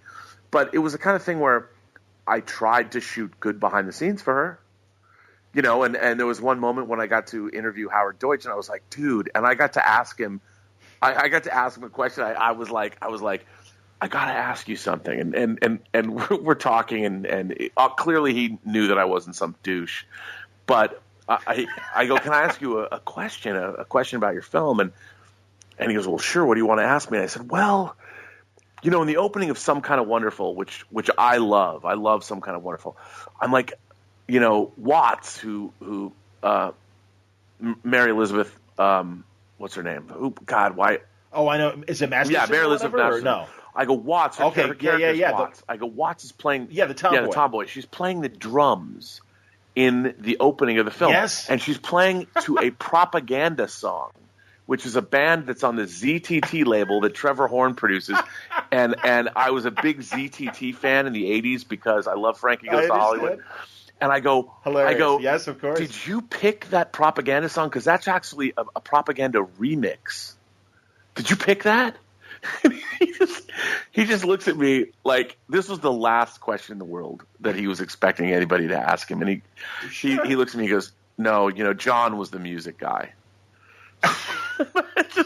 And I knew that he was thinking like, I'm on the set, I'm on the crew, so I must be okay. But I've asked him the most deep cut geeky music question from a movie. Like this was in 2015, and I was gonna say it was 29 years ago. You know, it's like okay, and this is so funny, but it was interesting because as I'm talking to him, and he's by the way, a very personable, nice man and terrific guy, awesome. and they seem to have a great family. It was really a family affair because he's a producer on the movie too. Cool. But when I'm asking him this question, he knew that this question was so off the wall and so deep cut that I was okay. That's cool. That's cool, man. That's but it was cool. Then I realized I was like, oh, I shouldn't have asked him that question, should I have? One step over the line. Yeah, well, it's very nice though. You know, but that's been the funny thing. Like in Free Enterprise, when I wanted to get the Cult's song "She Sells Sanctuary," I was told by my music supervisor that Ian Astbury, the lead singer of the Cult, would like to speak to me. Would I meet with him and explain why I wanted that song? And I'm like, that's fantastic. I'm like, hell yeah, I will, because I love the Cult. Exactly. You know, and I went down there and I told him, I said, you know, I've seen you 3 times live. And he goes, oh, really? Well, where? And I had to explain, like, where I had seen him on which tours. Sure. And he was like, oh. So he knew that I love the fact that he wanted to know that I was genuine. You know, that because I am a monster geek, not just about comics or movies, but music as well. And you know, I told him. And I love the fact that he wanted to know. And I had to explain, I'm like, he's like, well, why She Sells Sanctuary? And why do you want the long version of it? And I said, well, you know, the album version has the long, when you're going, hey, hey, hey, in the beginning, and Billy Duffy's guitar is going over his singing. And I'm like, I need that. I need that introduction to, like, build up the scene. And he's like, yeah, but why that song? And I said, well, you know, there's this whole allusion to the movie Logan's Run, and they're looking for sanctuary. And in my own mind, sanctuary is finding the real girl that you want to marry, or you want. Absolutely. That's what sanctuary is. I give him this whole long explanation. He's just staring at me like I'm completely crazy. But he's like, mate, you can have the song. That's fantastic. So, you know, and it's listen, Dexy's Midnight Runners. This is why I need your Jackie Wilson. Mm-hmm. Okay. Come on, Eileen. No, I understand. Yes, Come On, Eileen, of course, the real hit, absolutely. But they did do I know the Van Morrison song as well. Of course, you know, we're in that same generation, Rob. And also, you know, Frank Santopadre on Gilbert Gottfried's podcast, and also Drew Friedman has used this word as well. I believe we qualify as travelers. I've never heard that used before, but were these all, you know, consumed by our geek interests and stuff that we have to know every little detail, chapter and verse, and also that we're not satisfied with the liner notes. We actually have to meet the people. And like you said with Howard and everything, you have to ask that question. And it's okay. I've done it a million times in sports and in film and television and you know, and comics, obviously. So yeah, it's great. But again, we really love it, and also we get interesting answers from our questions. Well, you know, and you certainly have over the years on your special. No, and it's really interesting because look, a lot of people pretend like the stuff they do, they didn't agonize over it. It's just things that they did. You know, they don't want you to hold them up and put them on a pedestal or anything like that. But But there are these wacky things that appeal to everyone. Everyone has their little thing that just means something to them. Like, what is it? Mm-hmm. Everybody's got that. And when you meet somebody that's involved with I love in my line of work, I have frequently met people that have made things that I love. These things that have been part of my life for years and years. And that like you said, travelers, they've traveled with me as I've grown older and moved through the years and moved through the decades. And, they're just things that I happen to love. Like, for instance, I do love Frankie Goes to Hollywood. And like, I started talking to Holly Johnson, the lead singer, on like Twitter. And suddenly he starts tweeting me back, and suddenly you can talk to people and ask these off the wall questions, but they know that you're a true fan when you're asking look, you have to be respectful and you have to ask interesting questions, but they know when you're not some douche that's going, oh, I really love Relax. That's such a good song. Like, you've never heard that before, right, dude? But to me, it was not just Frankie Goes to Hollywood. It was Trevor Horn. It was the production. It was ZTT Records, and it was just that whole period of time. And when you find these things out, and what's been great about the modern age, especially living in Hollywood, is there's been so many times when, like Howard Deutsch, here I'm on a set, like, how am I going to ever hang out with Howard Deutsch? And he was being interviewed by me for his wife's movie, and we were finished with the interview, and then I can say, like, he already knows I'm part of the crew, so I'm part of the crew. I'm like the caterer, the PA, or the sound man, or the camera guy. I'm just part of the crew, So I can ask him the question, and he's already disarmed because we're all working together. So, and that's what's been great about being in this business, is that I've met so many people who've made things that I love, and I can ask them questions like the most off the wall, obscure, like weird questions that only I would have come up with because of the way you love things. Like how I love to live and die in LA. I mean, I love to live and die in LA, and it's the kind of thing where like when I met William Friedkin for the first time, I could have talked to him about The Exorcist, and I told him, I said, but I really want to talk to you. Can I ask you a few questions about To Live and Die in LA? And he was like, yeah, man, no one asked me questions about To Live and Die in LA. And I'm like, all right, well, let me ask you a few. And it's funny because William Friedkin didn't work less hard on To Live and Die in LA than he did on The Exorcist. He tried to make everything that he made great, and I think everybody tries that. And it's really interesting, to bring it back to Axanar, to have people that are actively, pillaring you for whatever, but they don't understand like how much work and time and effort you put into everything that you do. And with the Axanar film, I put in months, thousands and thousands of hours. I mean, we were doing everything from shooting lighting tests to shooting camera tests of paint swaths to see how paint reacted that we were going to paint the set. I mean, it was so much work was done.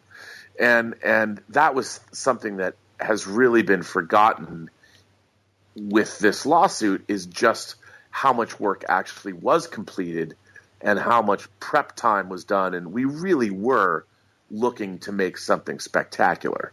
And that's something that I hope people don't forget. Well, I hope you're able to, with the two 15-minute, episodes that you're able to do this story with and everything.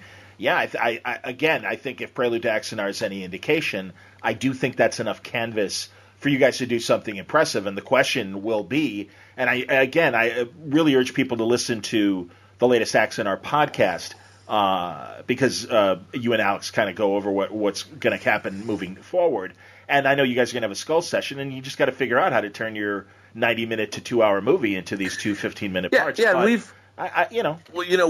don't, like, to be honest with you, I don't know if I'm going to continue working on Axanar because. Oh, really? Yeah, okay. I mean, to be honest, I don't. Schedule-wise? Well, it's schedule-wise too, and also unless we can do something that I feel is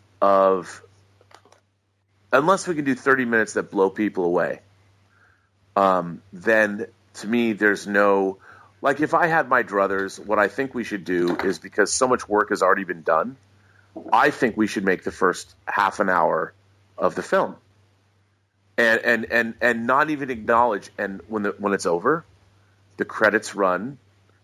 And because the way we set it up, the way we crowdfunded, is that we were going to make it in 4 parts anyway. And that was part of our crowdfunding campaign. And I think that we should shoot the first half an hour because so many assets exist. We shoot the narrative the way it was going to go. We shoot the script. I worked with Bill Hunt, the writer, refining the script all throughout 2016, and I think it's quite excellent. I mean, a lot of people have dinged me because I said, this is the greatest Star Trek script ever written.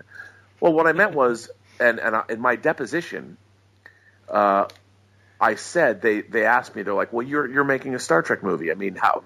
It's just like every other Star Trek movie, right? And I said, well, no. I said, there's been 13 Star Trek movies over the last 38 years, and they've all been about the same thing. They've all been about the Starship Enterprise and her command crew. So that's it. That's what a Star Trek movie is. There's been no other Star Trek movies. They've all been about, I said, we're not making a film about the Starship Enterprise or her command crew. We're making an ensemble film that's set in the Star Trek universe about characters, for the most part, you don't know. There's a few characters that you do, but for the most part, it's a tapestry of brand new characters.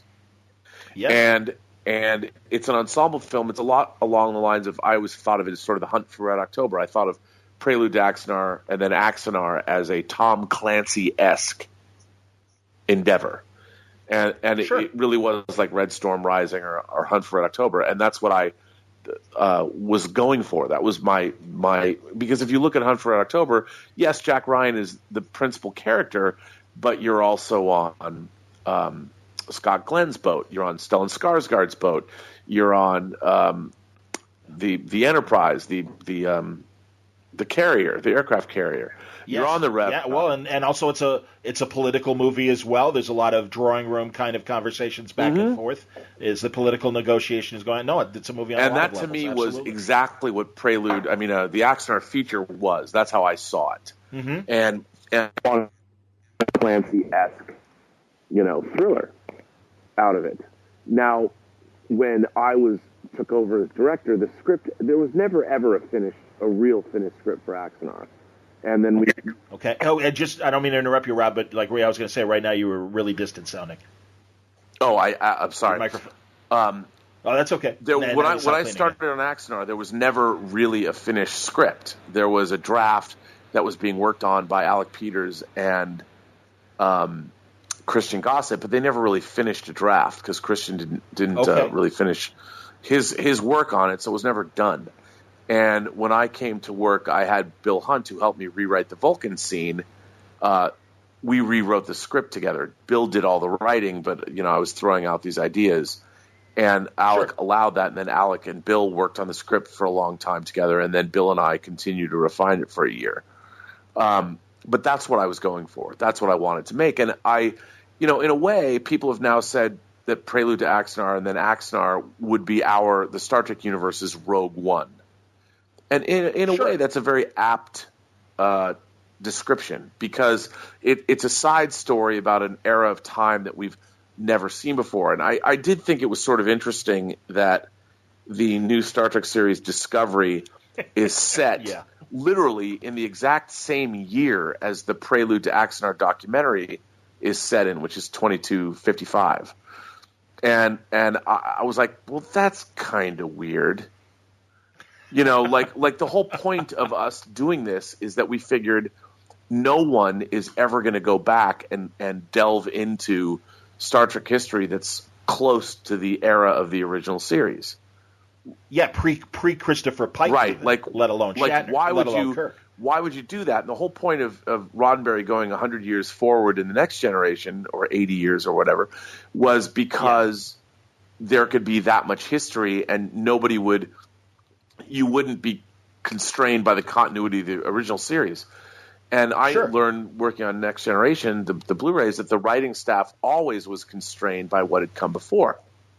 And so, which is amazing. Yes. Well, why would you then make a series that's so close to the original. But I will believe, because I know it was being looked at, that, Prelude to Axanar had some kind of, because there was not a television show on the horizon when we started the Axanar project. When we crowdfunded for Prelude, there hadn't been Star Trek on the air for 9 years.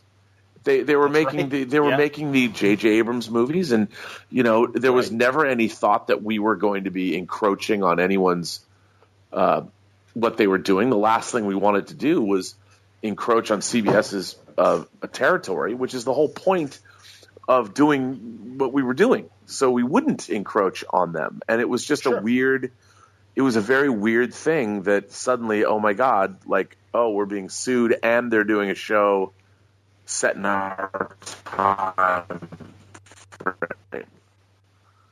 which was really weird because modern Star Trek had never done that. Very strange. Yeah, you digitized out, so I put in some words there for in case you didn't come back. But there you go. Oh yeah, you're there. So no, it was very weird. It was a very weird thing, and I'm looking very much forward to Star Trek Discovery. Although I'm dismayed. Star Trek needs a visionary.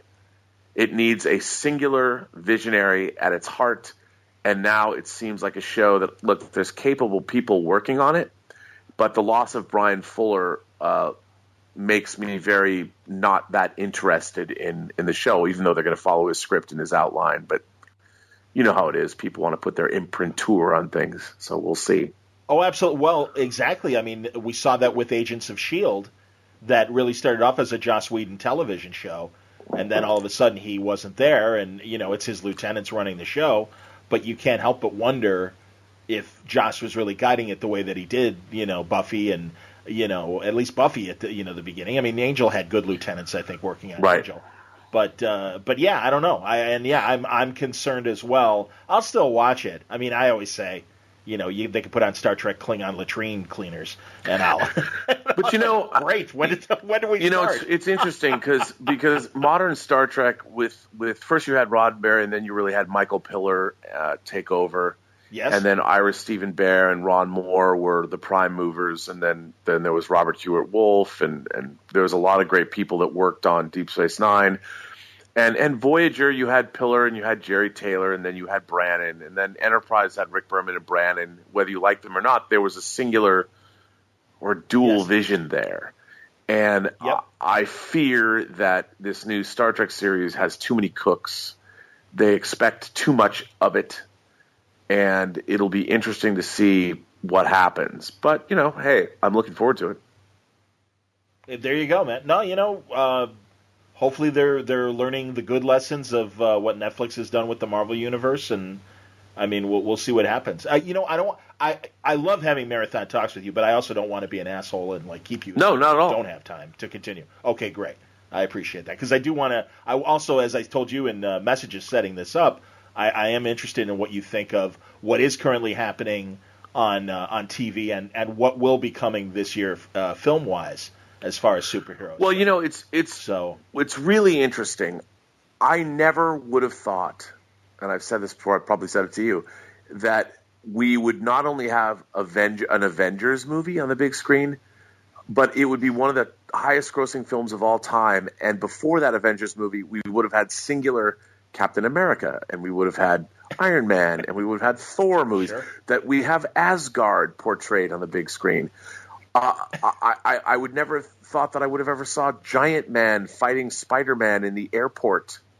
It's unbelievable where we have come as far as geek culture is concerned and comic book culture, and the fact that the last Captain America movie grossed $1 billion. Yep. $1 billion. And I think that, look, I'm really excited for all of these movies, because even if you don't look, I hated Suicide Squad. I thought it was I thought it was a mess. I thought it was just, I'm watching this film and look, I don't go into movies. I like David Ayer. I liked his script for Training Day. I liked Fury. I liked End of Watch. Fury. I don't go into these movies. I go into every movie wanting to love them. But Suicide Squad to me was an example of a studio panicking And it was a film that it lost its center. It was taken away from the director, and you're watching a trailer company's edit of certain scenes, like even scenes when Amanda Waller is sitting at dinner. The way it's cut is like a trailer. I'm like, wait, what? And as an editor myself, I sat in that movie theater and I hated every minute. It was like, what cheese grater was used to edit this film?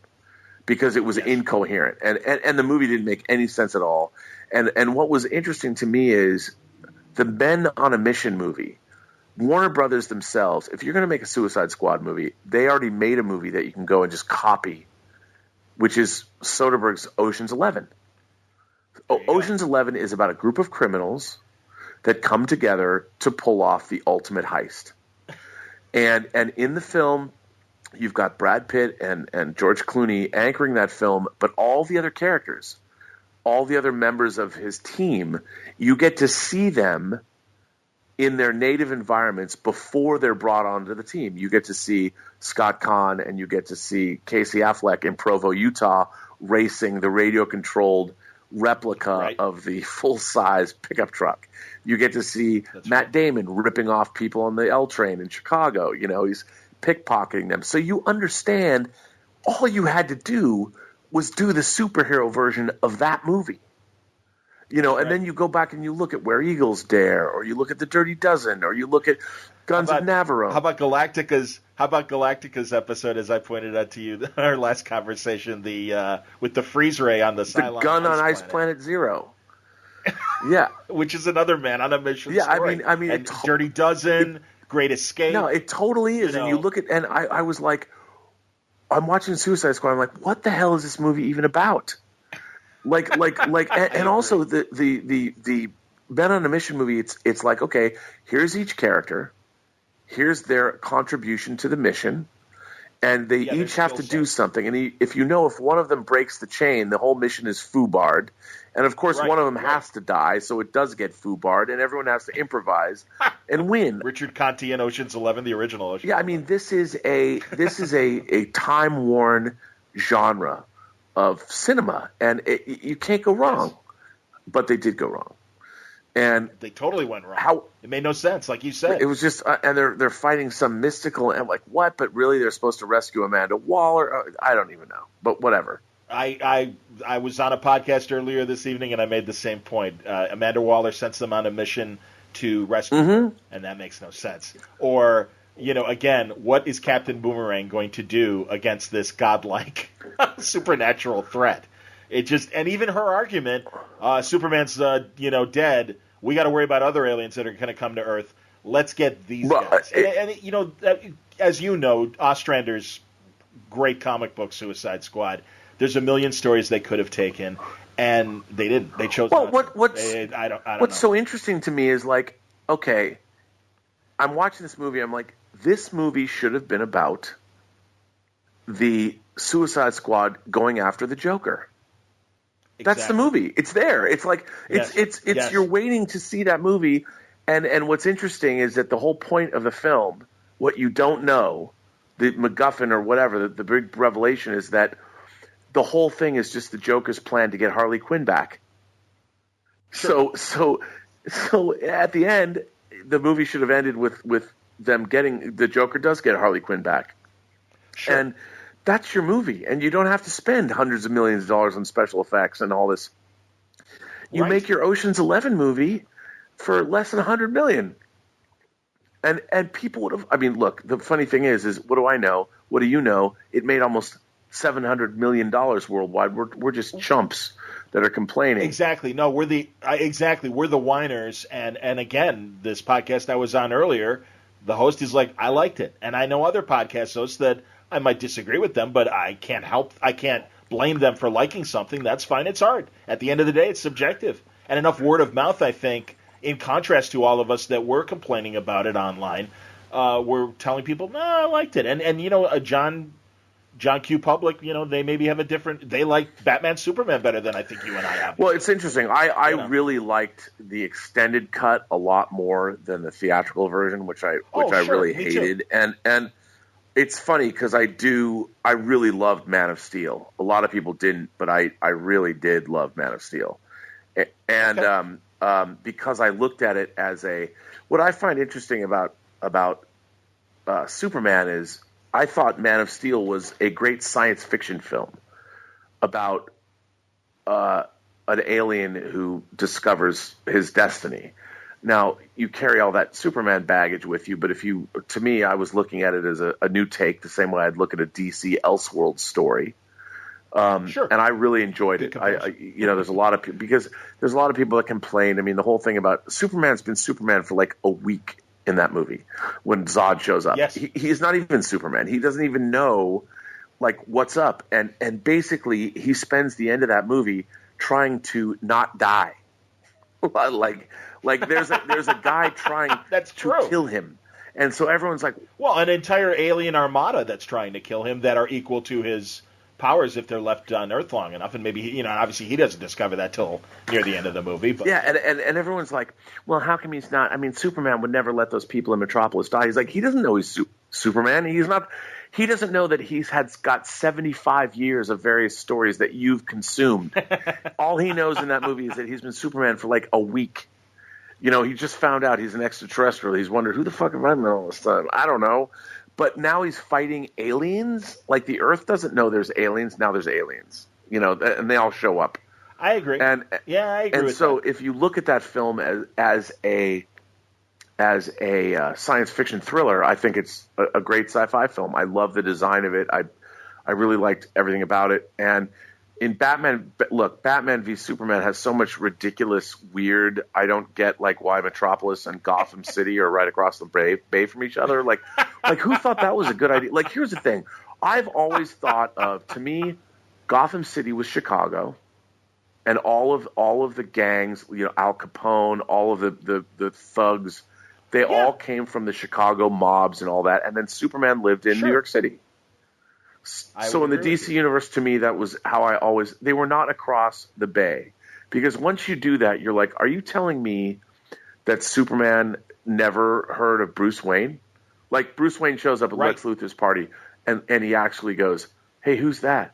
Oh, that's Bruce Wayne. What, he never was in a Metropolitan? He was never in the Daily Planet? Like, Bruce Wayne never showed up? Right, never on TV. Exactly. Absolutely. I mean, and when something like that happens, you as a savvy film goer are watching the movie going, wait, what? Like, oh, come on, man. How about... Well, here's what you do when you're making a movie. You want to prevent your audience from going, wait, what? What? That's not... I've been watching this movie and you're telling me this? So... Well, there's even a more basic one of that when Bruce Wayne is with all the servers and trying to hack into Luthor's stuff, and Mercy catches him. And it's like, oh, Mr. Wayne, what are you doing down here in front of all the servers where all of our protected data is and stuff? Oh, I'm just looking for the bathroom. Oh, okay, and let me spin on my heel and walk away. No. I'm sorry. She's too high up in the hierarchy to not be like, get out of there right now, Mr. Wayne, and I'm going to watch you leave because this is a restricted area. I am not, whatever. But it's a restricted area. So his entire server farm is indeed next to the kitchen. And it's next to a wall of glass, so you can look and go, look at all these incredible servers. I mean, the film had all of this kind of weirdness in it. But however, I will say that the extended cut, there's something about it. I watch it with all the minutia that's ridiculous. It does have this epic quality to it. Now I do enjoy There's more Superman in it. But it's clearly, it's like, why do we have to put the death of Superman there? Why does Doomsday have to be in this movie? Where does Wonder Woman come from? Why is Diana Prince flying coach on a commercial flight? Like, it's so weird. Like, to me, I'm like, are you kidding me? Like, Diana Prince is clearly, she has to be one of the richest women. If she's in man's world now, she has had to have bought all. She has to be one of the industrialists, one of the richest women on the planet. Why is she flying coach? And not only that, especially since World War I as opposed to World War II. I mean, it's like 90 years of her existing among man's world. But go on. So here's the thing: like, she just walks off the plane. Her luggage is on the plane. Where does she get her Wonder Woman outfit from? I mean, I'm watching this. I'm like, you showed me an insert shot of Diana Prince on a commercial flight, and she decides to leave the commercial flight, and we all know that her baggage is on that flight. So where is her Wonder Woman outfit? Like, she's come to Metropolis to go to Luther's party to perhaps find whatever artifact she's finding, and Bruce Wayne's like, it's a fake. She's like, yes, the real one's hanging above whatever Sultan has it. And you're like, like, I don't buy any of this. This is all just some convenient screenwriter bullshit plot contrivance. You cannot give me this BS that oh, there's something going down in Metropolis, so I'm going to get off my commercial flight and figure out a way to get downtown in my Wonder Woman outfit to take on whatever alien threat is there. I mean, it's just a weird movie. There's all these weird choices in it, but I love the feel of it. It's like a tone poem of epicness, the way I thought the DC universe was when I was like 8. I mean, the tableaus, the imagery, and all. Like, there's that scene where Superman apparently doesn't care about any criminal behavior on the docks of Gotham, so he's just going to go after Batman to prove a point and have the Batmobile bounce off him and let whatever criminal underworld activity continue to go on. But there's something about all of that just feels epic, even though it's all visually. Yeah, visually. You go visually. Ahead. Yeah, visually. Well, that's the thing. Visually, he's great. Well, another thing, and this is something that Rob Liefeld and I talked about a few weeks ago, putting that Dark Knight Returns scene of Batman in the armor and Superman and them duking it out as they did, it loses all of its emotional impact, because what made it great in the Frank Miller version is we had the then 40 years of this relationship culminating into this battle. Right. I mean, readers had that. The way they're presenting it, and to put it at the beginning of their relationship, it takes all the drama away, because that is the drama of the two friends who really do love each other, but are like, all right, I disagree with what you're doing, and now I've got to stop you, as opposed to, I don't know who you are, and I have to stop you. It's a poor man's Marvel confrontation rather than the operatic epic that Miller did. Oh, yeah. I mean, but that's what's funny is, to me, there's just a lack of understanding from the creators of this stuff. I mean, DC doesn't have a Kevin Feige. Kevin Feige was a working producer on 13 Marvel adaptations before the Marvel Cinematic Universe. And he saw what worked and he saw what didn't work. And he was intimately involved, or maybe not so intimately involved, but he still knew. He's a very smart guy. He saw exactly what was wrong.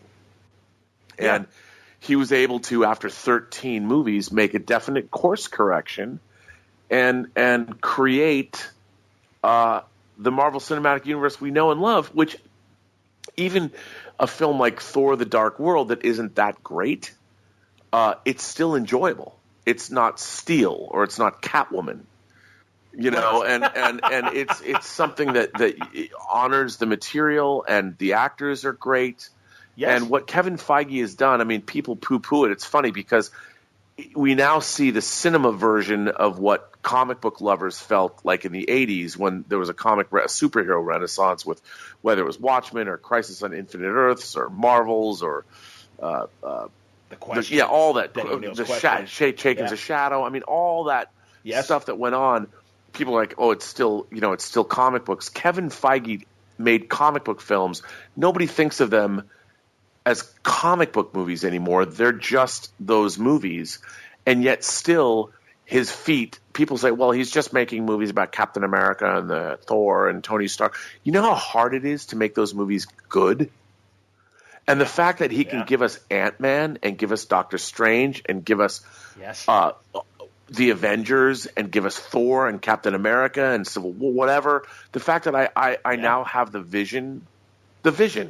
I was like, I've been reading The Vision my whole life. I'm like, I never, ever, ever in my entire life would ever have thought I would have seen The Vision brought to screen so elegantly and awesomely as he was in Age of Ultron. No question. I mean, it's when he had the moment where he picks up Thor's hammer. I mean, it's like and the end when he's confronting Ultron, and he does say, "Well, I was born yesterday." I mean, you're watching something. There's so much care and thought and wit put into these movies. Well, even they could do the Vision just being the Vision and don't have to do the Scarlet Witch romance, and they obviously put it in Civil War.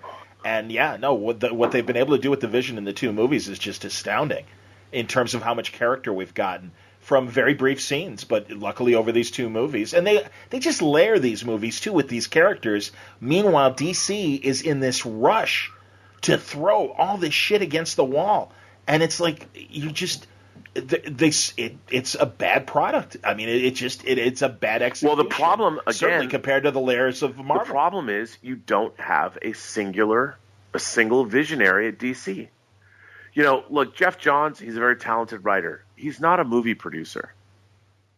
You know, he's had that same, but he has had that same path, or at least a bit of it, like Feige, where he's worked on a lot of movies, and that was his path to comic books as well. Well, it's true. He worked for Richard Donner. With Donner, he did work for Richard Donner. You know, I'm a big fan of Jeff Johns. Like, I loved his Green Lantern run. And I only met Jeff Johns twice in my life, and the first time I really, really liked him, and the second time he basically killed a project that should have happened in the room. I'll tell you the story. I'll tell this story to you. I'm gonna tell a Jeff Johns story that why I have animosity towards him. I'll tell you why. So I produced a movie called The Hills Run Red for Warner Premiere. Now, Warner Premiere is their direct-to-video division, and The Hills Run Red started out as a movie I was making through my DVD production company, Ludovico Technique. I was making it for $350,000, and Bryan Singer said, "Why don't you make it at Warner Brothers?" I'm like, "Oh, okay, I'll just knock on the door and say, hey, Bryan Singer sent me." No, he goes, no, seriously. Diane Nelson, who is now head of DC Entertainment, who I adore. She's fantastic. Bryan called Diane Nelson, and I'd worked for Diane on Superman Returns doing videos and corporate partnership videos and things like that. So she knew me. Bryan said, Rob Burnett wants to come see you. And I met with her, and Dave Parker and I brought this proof of concept, this trailer we'd made, and the script we'd done for Hills Run Red, and Diane Nelson, the movie was greenlit, and we made it. And I was able to go to Bulgaria where we shot it, and you know, it is what it is, but it went from being a $350,000 movie to a $4 million movie with Joel Silver as our executive producer. So again, this was an epic win for me because it was a project that I originated, and it got made at a studio. I took an independent movie that I was going to make, and it was a huge. That's why people go, "Well, you peaked with Free Enterprise." I'm like, actually, you know what? Hills Run Red was a huge victory for me. But anyway, so the 25th anniversary of Sandman was coming. And, of course, I had done a lot of DVD documentaries, and I was friends with Neil Gaiman, and there was a Sandman mention in Free Enterprise, and I had been friendly with him, and we were on a panel together once, and, you know, we chatted. And I had contacted Neil Gaiman, and I said, listen, I know you're going to do Sandman Overture, which was the 25th anniversary Sandman story. And I said, I would love to do a documentary about Sandman and about the effect of Sandman. And I basically said to him, I go, Hot Topic, I have a theory that Hot Topic would not exist without the Sandman. And that the character of Death brought so many girls into comic book reading. And absolutely, and, you know, all the Vertigo series and everything that came away from Sandman and how it inspired so many things. J.O. Bars, I mean, The Crow, so much came out of what he did with the Sandman. And I wanted to do this documentary about. I would cover the creation of Sandman Overture. So it'd be a collection of interviews with Neil Gaiman talking about writing Sandman Overture and what it was like to create that character, and how I've always believed that the Sandman's my favorite comic series of all time, is about the act of storytelling itself. So I had this idea, and I contacted Neil Gaiman, and he was down. So I called Diane, who is now head of DC Entertainment. I said, Diane, I'd love to come in and pitch this idea if you guys are interested. Now, this was only to gauge interest. I had not, to be fair, I had not written a whole proposal. I just wanted to find out, is it even worth my time? Could I even go down this road? Sure. So I went in and I met with Diane, and she had Jeff Johns come into this meeting. And I only met Jeff Johns once. We had dinner at Musso and Frank's years before with a friend of ours, mutual friend named Jason Pritchett. And I pitched this idea. And Diane liked it, but Jeff Johns killed it in the room. He goes, your idea seems a little unformed. And I said, well, I'm just here to gauge interest. I mean, I've got Neil Gaiman wants to do it. And anyone who's made a documentary, first of all, I don't think I needed to. I made a 3-hour documentary on the making of Superman Returns. I did X-Men documentaries, Chronicles of Narnia, Lord of the Rings. My documentary work spoke for itself. I mean, as far as it goes, it was pretty A-list. Yes. And so I was like, look, I really want to do this. It's a passion project of mine. And Jeff Johns just killed it in the room. He goes, well, this idea is a little unformed. And I looked at him and I was like, I really didn't understand it, but it made me, and I was thinking to myself, I'm like, dude, I have absolute editions of work that you've done. I've got your Teen Titans omnibus, your JSA omnibuses. I love your comic work. But the meeting was not about that. I didn't, suck his creative dick before going in there. Yeah. I didn't know that I was supposed to, or even that I had to do that. I'm like, I've already produced a movie for Diane Nelson. So I'm coming in and I have Neil Gaiman on board. And he killed it in the room. Yeah. And what was funny was it was supposed to be a 25th anniversary celebration of the Sandman. Well, the 25th anniversary came and went. And there was no documentary celebrating. No. And there's subsequently been a documentary made that I haven't seen about Sandman. But it could have happened.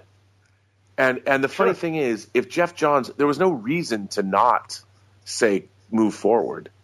I mean, what year was this specifically? Do you remember? This would have been, it was when I was working on Star Trek. I want to say 87. So what is it? 2012? It was 1987. So it's 2012. Yeah. Okay, because I remember, they did their Secret Origins that celebrated DC's 75th anniversary. Yeah, this was whatever. I mean, Overture. Maybe it was later, 2013. I'm not sure. Okay, but it was. Well, and also they made the one about the villains, that Resident Evil. Yeah, right, exactly. I think that wasn't called, but it's something Necessary Evil. Yeah, but what I wanted to do was like, as anyone knows, as any good documentarian knows, you can't define what your documentary is going to be because it's shaped by the interviews you get. It's shaped by the stories that you acquire. And the funny thing was I wasn't even asking for a budget. I would have started this on my own. It was my own dime, and it was going to be and it was interesting because, look, I understand. And to be fair, to be quite honest, they didn't know, and Diane told me this. She said, we don't know what we're going to do with the Sandman, because there was talks. Obviously, there's always been talks about making a Sandman movie, and of course, what I wanted, I don't think I I didn't do a good job explaining. I said, look, this is not about that. This is a celebration of the 25th anniversary of this amazing character and this amazing comic book that led to all of these things. And I wanted to do a thing about the cultural ramifications of the Sandman, how Neil Gaiman's career, Coraline was made, and how Nevermore was made, or Neverwhere was made, and he had written books and all this. Like, it would have been a documentary about him as a person, as a storyteller, and also the overarching idea of what do stories mean to culture and society. And it was that kind of thing. And that's what I really wanted to do. And it would have been cool. And just like Axanar would have been really cool. And the funny thing is, at the end of the day, would the world be better off if these things were made? Like when I tried to make Free Enterprise 2, we were two 2 days away from principal photography, and we lost our money. The frustrating thing about all of these things is I already know that what I'm going to make is going to be either good to great, somewhere in there. And I know that the world will be better off if these things that I wanted to make, maybe it's an arrogant thing for me to say, but if I had made my 25th anniversary of Sandman documentary, it would have been cool. It would have been good. It would have resonated. It would have touched people. And it would have got more people perhaps reading Sandman and finding all of that great work that Neil Gaiman has made. And it would have honored Vertigo. It would have honored, what Karen Berger did and what Jeanette Kahn did back in the 80s when the Vertigo label was started. And it would have been something that would have honored everyone's contribution. And yet it was killed in the room. No, I can appreciate that. And what was funny was it was killed by somebody whose work I really loved. Sure. And I would hope, I'd be like, man, I wanted Jeff Johns to dig it. And I didn't know he was going to be in the room. Diane told me he would. And then that was it. That was the end. Oh, and by the way, what was really interesting is, I got an email the next day from Diane. She's like, listen, I don't want you to talk about this anymore, and please don't talk to Neil Gaiman anymore about this. I'm like, okay, I understand. And, to this day, I love Diane, and she was cool. She let me come in. She didn't have to. She let me come in and have that meeting. It was a good meeting, and she's still, to this day, we're friends. We talk. We chat on Facebook or whatever. And I think what she's done with DC, it's awesome, and I wish her all the success in the world. And I'm sure we'll work together again. But this particular, that's what happens in Hollywood. You go into the room and you have something, and it was funny. We weren't even talking about money. It was just the idea. And, sour grapes maybe on my part, but that's a true story. I understand, and I can relate, and I've had similar things that got lost in the room, and people don't understand where you're coming from, but also to get shut down by a guy whose work you really respect, and if anything, you just think that you guys are probably on the same wavelength, and that if anyone's going to get this, Jeff Johns would obviously get this, right? And that's that's disappointing, and you never know. I mean, I know that, and it's not. I'm not making excuses. Jeff hasn't been on the show for several years now. But I know that, again, when I see him, he's always friendly to me. And I know he's dealing with a million things. You don't know what else was part of his day that made him right. And what's really funny, though, here's what's really funny. The first time I met Jeff Johns at this dinner, he had yet to he was like on the verge of being able to write Teen Titans. And he and I just had the geekiest Teen Titans discussion. Oh, yeah. And I thought of anybody, because I've always harbored a desire to write comics. I've never written one. As a matter of fact, people think I'm crazy, but I have an idea that I've always wanted to pitch to Rob Liefeld, and I think that because I love Rob Liefeld. I love him as a person, and he's a guy that does what he does because he loves it so much. And I mean, there's nobody that loves making comic books more. I mean, the guy's a great dad. I mean, and he puts up the shit that he gets. And to me, it's like, look, when he revolutionized comics at the time, his comic books were all about turning the pages and going, fuck yeah, dude, this rules. That's what it was. And it was somebody playing a great heavy metal guitar lick for 24 pages. And I'm like, there's a place for that. There is a place for that. Rob Liefeld just wanted to do things that were kick-ass. And yet, what's happened to him and the way he gets pilloried in the internet or whatever, it's like, are you kidding me? I mean, look, he's been laughing all the way to the bank, but he still cares. He'll come back and go, yeah, that drawing of Captain America, they told me not to put that out, but perhaps he'll even admit it. That's why he's one of the funniest, most self-effacing guys ever. I agree. I love talking to him. He's just the best. And he's not afraid to speak his mind. And like you said, he believes in what he does. He's a home run hitter. He always aims for the fences with every swing. Yeah. Every swing he wants. Yeah, and it's like, who wouldn't want to work with a guy like that? Sure. And I think that at the end of the day, what it comes down to is that we have such a finite amount of time on this planet that wouldn't it be better to just make cool stuff?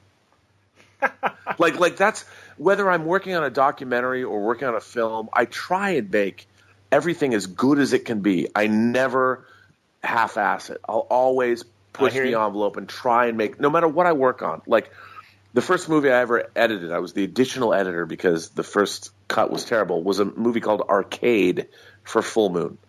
And Peter Billingsley from Christmas Story, he and I were we re-edited Arcade, and we spent 6 months. Oh wow! Yeah, we spent 6 months on it because he was actually in it, and we busted our asses, and we never thought, oh, this piece of shit. We're like, this is our first movie that we ever edited. We're gonna try and make this the best thing we can make it, and it was 93, and it was nominated for a Best Direct-to-Video Release of the Year, and we took a movie that was people thought was.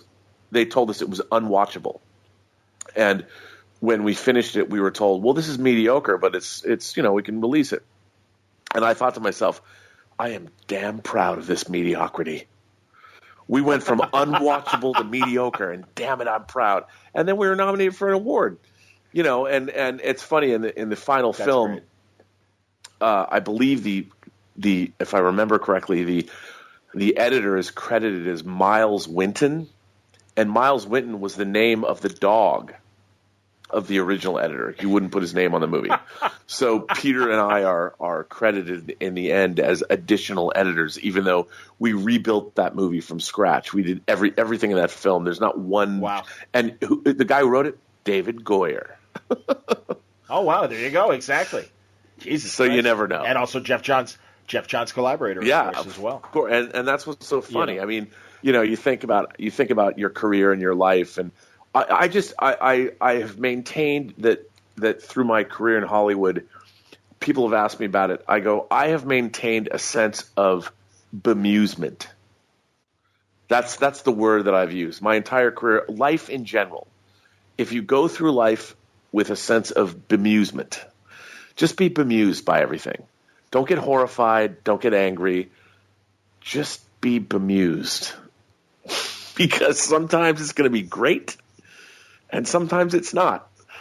But if all of it bemuses you, then you'll get through the day. I hear you, man. Yeah. No, that's a good way to look, because you're right. I mean, the entertainment world is all about ups and downs. It is. And totally peaks and valleys. And speaking from a valley currently in my radio broadcasting career, I understand. And you're right about that. You've got to just push ahead and try not to take it personally, and move forward, keep moving forward. And really, as a working class editor as you are and stuff, I'm know that you seem to get it, and that's likely why you survive and endure and keep moving forward with each project. Oh yeah, and you never know. I mean, some days you're directing femme fatales for HBO and Cinemax, and there's all kinds of beautiful girls you're hanging out with. You're going to Spain to film festivals, and then one day you're shooting behind the scenes on Leah Thompson's directorial debut, and nobody could care less if you're there or not. It's the kind of thing where you can't let it. And then there's Axanar people telling you that, oh, Burnett, you're just a drunk and you peaked with free enterprise. I'm like, really, dude? Really? I mean, okay, if that's what you think, but whatever. I mean, it's funny. The Axanar haters call me like Beer 30. Which I don't even know what that means. I don't know why they, they go and they take pictures for my Instagram feed, because I'm always taking funny photos with alcoholic beverages, but they act like, well, and I'm like, wow, that's okay. If that's how you want to play it, that's fine. But what's interesting when people, they don't know the heartache and the pain, and when Axanar was when we were sued, it was really like, it was like when Free Enterprise 2 went down. There was a lot of people that spent a lot of time and a lot of money trying to make a great film. And then we get sued, and all of that, then suddenly none of that is remembered. We're public enemy number one all of a sudden for whatever reason. And it's a shame, because everybody that worked on the Axanar film did incredible work. Incredible work. And it's too Absolutely, bad that the movie itself, the feature, because it would have been epic. Or as Kor, the Klingon, said, the first Klingon we ever met in Star Trek, the original series, in the first season episode, Errand of Mercy, said, when the Organians put an end to the Klingon War, Kor said, but it would have been glorious.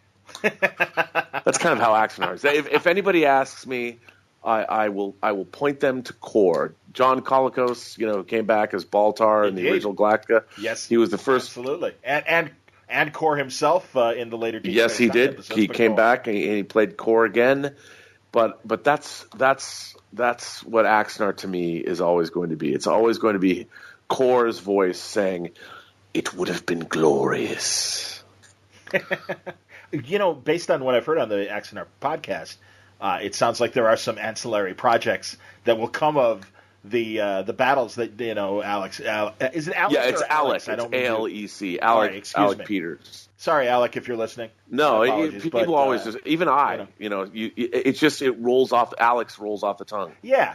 But I think absolutely, we've talked about doing a radio drama of the script and all that. But that'd be great. But it would be. I mean, they don't seem to have any. They don't seem to have any conditions. I noticed that right away when the fan film things were put up, and there've been some wonderful audio dramas of Star Trek material. Yeah, I absolutely. I mean, I think that would be. I grew up listening to the CBS Radio Mystery Theater that was hosted by. Me too, man. Every night at 10:07. E.G. Marshall. Yep. The CBS Radio Mystery Theater presents, and then the door would open, and it'd go there, and then the music would be wow, wow, wow. Those you can find them online, folks. Archive.org has several seasons. Oh, and you know what's great about those is they used all of the music from the Twilight Zone because it was the CBS. CBS had the Twilight Zone. Oh, so the actual underscore for all of the CBS Radio Mystery Theater was music that was written originally for the Twilight Zone. That's fantastic. I didn't realize that. That's amazing. I mean, I remember when I was a kid, it was on at 10:07 every night in Seattle. I listened to it every night. Me too. Yeah, in Chicago as well. And there were some that were so scary. And when E.G. Marshall's voice was so scary. And I remember there was an episode, all I remember about the episode was the title, which was Charnel House. And I'm like, what's a charnel house? I looked it up as a kid, like where bones were. It was horrifying. I'm like, that's terrifying. That show scared the crap out of me. Some of the episodes. Fred Gwynne used to be on it all the time from the judge, of course, from My Cousins Vinny and Herman Munster, of course. But a great audio actor and everything. He had a great voice, and so many radio vets that were still alive would show up and do these character parts. And Mason Adams used to be on everything. That was another character actor that you'd always hear. And there was who was the woman? There was a woman. There was an actress that was on like every episode. Not like Cicely Tyson, but maybe it was somebody like that. Well, I know because later Tammy Grimes took over the hosting, and maybe it was Tammy Grimes. Maybe it was Tammy Grimes because she had a British voice, and when like the last year or two, E.G. Marshall left, and it was Tammy Grimes. The guy who produced that show, Hyman Brown, had the classic old time radio show Inner Sanctum that also had a creaking door opening, right? And he really became this master of audio at the worst possible time as television was happening.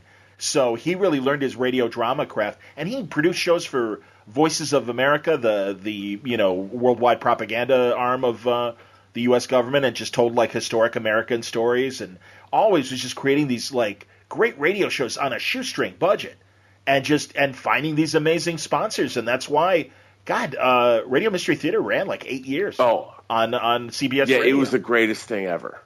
Man. No, I loved. Again, I grew up as a kid who just loved stories, and it was funny because after it was over, there was like a talk show, like a call-in talk show. Oh, locally, yeah, locally, and I used to call in. Like sometime between I started listening to the CBS Radio Mystery Theater, my parents got my sister and I a phone line, our own phone line. This is a big deal. Okay, and so I had my own phone in my room, so. I was probably like, I want to say 11 or 12. And I was like, let's talk about children watching violent films. And I would call in and be like the kid. They would let me on.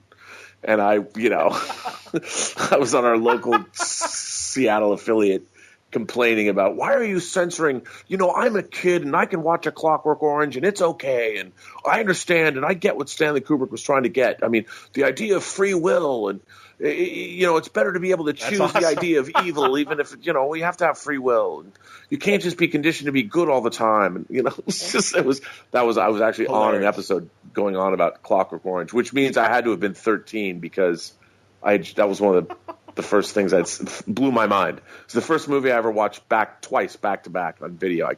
It changed my life. Oh, that's cool. But that's hilarious. Yeah. Now, do you remember? Here? I got a deep cut for you, and I'm sure you're well aware of it. Is it Ursula Le Guin's Lathe of Heaven? Oh my. Okay. Okay. Let me just tell you about the Lathe of Heaven. All right. I got my first VCR in 1980, and the one thing that I wanted to do when I had a VCR, you want to tape TV shows, was I wanted to tape The Lathe of Heaven because it was one of my favorite movies. I'd seen it 100 times. Well, I wanted to see it 100 times. Pardon me. Let me start again. No problem. Let me start again. So, yeah, don't overthink it. No worries. So, The Lathe of Heaven. Let me tell you about The Lathe of Heaven. So, The Lathe of Heaven was one of the first movies I ever videotaped when I got my first VCR in 1980. And I've probably seen that movie 100 times. And what's interesting about that film, Bruce Davidson is in it, and Bruce Davidson was, of course, Ben, Willard, and he was in those films, and he's had a really interesting, eclectic career. And Kevin Conway. Oh my God, yeah, great character. Kevin Conway, who played Kalis on Deep Space Nine. Yes. And then of course there's Margaret Avery, who played Heather LaLoche from she's the social worker who's been sent to oversee Dr. Haber's work in the film. Margaret Avery played Shug Avery. This is where I got messed up. Played Shug Avery in The Color Purple. Wow. That's insane. I got to rewatch Color Purple now. We cast her as the Federation president in Axanar.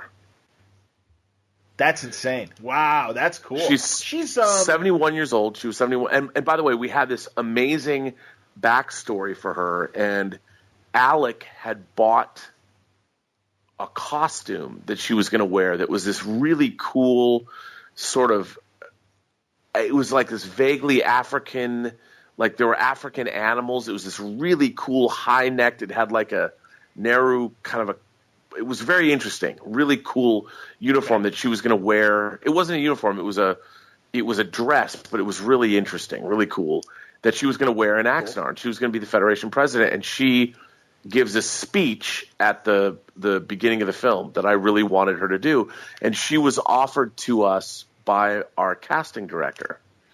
And when she brought up her name, I was like, Margaret Avery. Margaret Avery was in The Lathe of Heaven. We have to have her. and my casting director, who, by the way, cast Boogie Nights, Christine Sheeks, she did not understand why it was that I was so excited about this actress, and I had to explain to her why. But that's awesome. The awesome. Lathe of Heaven is still, it's really sad because, and here's something else. So I worked on Free Willy. The movie Free Willy. I didn't know that. Worked on Free Willy. Okay. It's not on my IMDb because I was the producer's assistant, and I didn't get a credit because I was working at the studio. I was already on staff at Warner Brothers in feature production. But I worked on the film. The director of photography of Free Willy is Robbie Greenberg, who shot The Lathe of Heaven. And when he would come into the office, all I did was ask him to tell me Lathe of Heaven stories, and he just thought that was hilarious because The Lathe of Heaven was a PBS film, and PBS was going to make a series of science fiction films, and they only made like 2. That was the first. I don't even remember what was the other one they made. I was going to say I don't know. I don't remember what it was, but I seem to remember they did make another film. But The Lathe of Heaven was. I mean, and what's really sad about that is The Lathe of Heaven was released on DVD because they the only master that existed of the film was like a 3/4 inch video master, which resolution was terrible because it was made for television. It was made for television. And so they apparently no one knew where the negative was. Somebody must have that negative somewhere. One of the great banes of my life is one day someone's going to find the negative for Lathe of Heaven and not know what it is and probably throw it away just to make room or something. Oh God! I found it on the bootleg circuit at conventions, and I'm sure someone recorded it off a TV. Yeah, I mean it's been released on DVD, but in the original version. Oh, they did release it. Yeah, they did. A small company. It's very hard to find, but it's on DVD, and they replaced the Beatles song with "A Little Help from My Friends." Yes, I remember that. That was a key moment of the movie. Yeah, and now they just have a sound alike. They had to re-record it, which kind of sucks, but what are you going to do? Yeah. No, and they did that with Wise Guy, the television show, because the DVD release, and I'm sure to clear the original Moody Blues Nights in White Satin. Not only did they not clear that, but the entire Dead Dog Records storyline with Paul Winfield and all that is not on DVD because they couldn't clear all the music, the Glenn Frey episodes. Oh, really? Because that's interesting. Because I thought I got all the box if you sets, have the and box I thought that set, included it does Dead Dog. not have the Dead Dog Records storyline on it. Oh my God, Debbie Harry and Tim Curry and like you said, Glenn Frey. It's not on the because I loved Wise Guy. Me too, man. Me too. John Schulian, one of the principal, I think he was even the showrunner in the later seasons and stuff, and he did Midnight Caller as well. He was a Chicago newspaper sports writer, and boxing was his wheelhouse, and I'm a huge boxing fan, and I used to read his boxing columns in the 70s and early 80s before he went out to Hollywood. And he became, he was, I think, one of Cannell's go-to guys on Wise Guy and everything. No, I love Wise Guy. It's so they were trying to do a reboot of it a couple of years ago, and it didn't happen. I didn't know that. I remember the TV reunion movie that they all made, and I was surprised that Ken Wall was able to make it. But right, I mean, it was again, John. It's so great to see Jonathan Banks on Breaking Bad and Better Call Saul because I loved. Jonathan Banks was Victor Maitland's henchman in Beverly Hills Cop. Yes. I pointed that out to a friend as well because Wise Guy is now on in the afternoons on MeTV. And a friend was over, and I'm like, Jonathan Banks, and he's like, oh yeah, Better Call Saul. I'm like, oh dude, Beverly Hills Cop, come on. It was funny because Wise Guy was like the first modern serialized story. Of course, it was where Kevin Spacey had his big break. The first season after the Sonny Steelgrave arc, it was him and Joan Severance. Yeah, the Mel Prophet arc. I mean, by the way, I'm friends with Joan Severance on Facebook, and she's like a raging Republican, a raging conservative Republican. That's so disappointing. And by the way, I think she might have defriended me because I haven't seen any posts from her in a while. I should go look.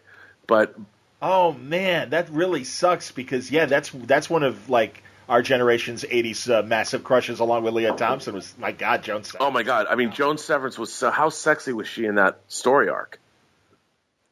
Absolutely. Well, and also, thank God, lots of gratuitous nudity from Joan Severance over her. Oh, career. Absolutely. It's like, Joan, we need you naked. Like okay. Late Consequence or whatever. That stuff. Yes, that's right. Solomon King, that's right. Yeah, I mean, well, that's, Audie England from Free Enterprise was in Delta Venus. And the Aeneas Nin. I haven't seen Delta Venus. Well, let me recommend Delta Venus to you highly. It's funny because Audie England married Peter Lenkoff, who is a producer on Hawaii Five-0 right now. But he also wrote Demolition Man, and it just tickles me that Audie England, the geek fantasy girl in Free Enterprise, married the writer of Demolition Man. That is really awesome. Absolutely. And she's great in Free Enterprise and stuff. That's like also Teen Wolf. I've had Jeff Loeb on the show many times, and Jeff co-wrote Teen Wolf, the original, the good one with Michael. Yeah. I'm like, yeah, whatever. I'm like, whatever happened to Boof? And he's like, oh yeah, she married a studio executive. He goes, that's hilarious. I just had dinner with her last month. I'm like, oh. You know what's really funny? The first people that gave me my first job in the motion picture industry was the guys who produced Teen Wolf. Oh, wow. Scott Rosenfeld and Mark Levinson. They went on to they had produced Mystic Pizza, which was Julia Roberts' breakthrough role. And then they also executive produced Home Alone. Oh, and wow. They hired me out of a class at USC, which was pretty cool. That's insane. That's great. Jeff, I always love talking about Jeff's 80s screenwriting adventures. And, like Burglar initially was going to be a Bruce Willis movie and then became a Whoopi Goldberg movie and stuff. So things like that. It's amazing, man. And again, because we're at 2.5 hours now, we can wrap up if you want, or wouldn't mind talking about some other TV. Sure. I mean, if you got totally up to you. Why not? Ask. I feel like we've been just rambling. Ask me a question. I'll answer it. No, they're fun. Hey, man. No, as I can't believe heard my Bendis tapes. They go off into these kind of weird directions. It's all good, man. Well, you asked me earlier what I'm looking forward to this year. I mean, look, I can't wait to see Wonder Woman. I think Wonder Woman has the greatest theme song ever. I mean, the movie theme song, that guitar riff. It's great. Oh, yeah. I can't wait to see that. I can't wait to see Guardians 2. I can't wait to see, of course, Justice League is the culmination of a childhood fantasy. I mean, I was a DC guy when I was a kid. I loved the Justice League. But I'm interested, though, because on Collider Heroes, and I have to confess, there are times when I can't listen because you guys get so much inside dope that I feel like the movie's being spoiled. And I'm like, oh, I don't want to know this. I want to go in with more unpreconceived notions. And I did the same thing with Rogue One. It's like I don't even want to read any articles leading up to it or anything. But what is your feeling based on what you guys have discussed and things you've learned from your correspondents that have been on set and things like that? What is your feeling about the coming Justice League movie? Well, I don't know much about it because I didn't make that trip over. I didn't, see. Mm-hmm. Look, I think it's going to be great because, I think they made a minor course correction or a major course correction after Batman v Superman. I think that Zack Snyder, as a visualist, he really he's so influenced by Alex Ross, and he's so influenced by whatever it is he's trying to emulate, like Watchmen. Oh yeah, and I think we're going to definitely get a great looking film, and the idea that the antagonist is Steppenwolf. That Syrian Hines is playing Steppenwolf, which means they have to have Apocalypse and they have to have allusions to Darkseid if he's not in the movie. Right. He needs to be. I mean, I never thought I would see. We're going to see Thanos and perhaps Darkseid in the same year. Or the same. That. Yeah, I mean, that's either a red herring or it's. Or absolutely, the path leads to Darkseid. If not in this movie, then well, I mean, maybe we'll get a little cameo at the end or something. Well, it was so funny. I mean, when you look at Batman v Superman, you're watching the giant magma streams coming out of the Earth the same way they do on Apocalypse, and you've got the Omega symbol. No one would understand and the parademons and everything. You're like, why would you even, as a filmmaker, why would you even put that in a movie? No one even knows what it is. You're like, oh, you're looking at Apocalypse and you're looking at all this stuff. It's so crazy, but I can't wait to see it. I can't wait to see Guardians. I can't wait to see Thor Ragnarok. Yeah, I'm excited for Thor Ragnarok because I have a feeling it's going to have a little Planet Hulk in. Yeah, and it sounds obviously you've got Hulk in the Gladiator outfit and stuff, so it's like, all right, something. It's crazy. The fact that they're doing Ragnarok. I mean, the fact that we're getting this stuff, it's just nuts, but in a good way. Oh, yeah, and then I agree in a good way. All right, TV-wise, because honestly, all the missteps of DC movie-wise, I think they're killing it on TV. They're killing it. And again, yeah, and those guys are clearly Jeff Johns' lieutenants. I know that Andrew Kreisfeld used to, or Kreisberg used to write the Green Arrow comic book with my buddy Mike Norton drawing it for him and stuff, and Berlanti and certainly Mark Guggenheim has been a great comic book writer. I mean, these guys clearly respect the material, found new ways to represent it. And, yeah, for every misstep in movies, again, I mean, God, Monel on Supergirl. Whoever thought Monel would... and the Dominators. It's hilarious. He's hilarious. The whole invasion story. Yeah, the crossover was good. Very good, yes. It was... I can't believe what we're getting. It was fun. It's all kind of amazing to me. And I really am loving it. So I can't fault what's going on. I mean, it really is a golden age of superheroes on TV. I never thought watching Lois and Clark with Dean Cain that we would ever come to this point. I never thought I would see it in my lifetime, but even the Bill Bixby Hulk. I mean, that's the thing. I mean, we've had moments where we've had a show, and you're actually Lois and Clark's an even better example because it lasted like 5 seasons or whatever. So that was good, and no, it's amazing, and that's the thing. There was a while where people were like, oversaturation and stuff. I'm like, no, I just think this stuff is still finding its footing, and with movies like Ant-Man and also Doctor Strange and some of these other, and certainly Deadpool. This is something that Liefeld and I talked about. They're finally figuring out different ways around the genre to tell other movie stories within the template of a superhero movie. Just like, my example was the Western. The Western did the same thing. We got, the usual kind of meat and potatoes Westerns for a couple decades before, John Ford really, stretched his muscles and everything and started introducing complex characters in Western. Oh, no, absolutely. And you go back and you look at something like Unforgiven. Exactly. Which is Unforgiven is I did not grow up, perhaps sacrilegiously, I did not grow up a fan of Westerns.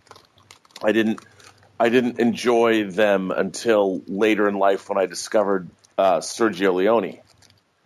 Because to me, so many Westerns looked so phony. They were so stage-bound. Sure.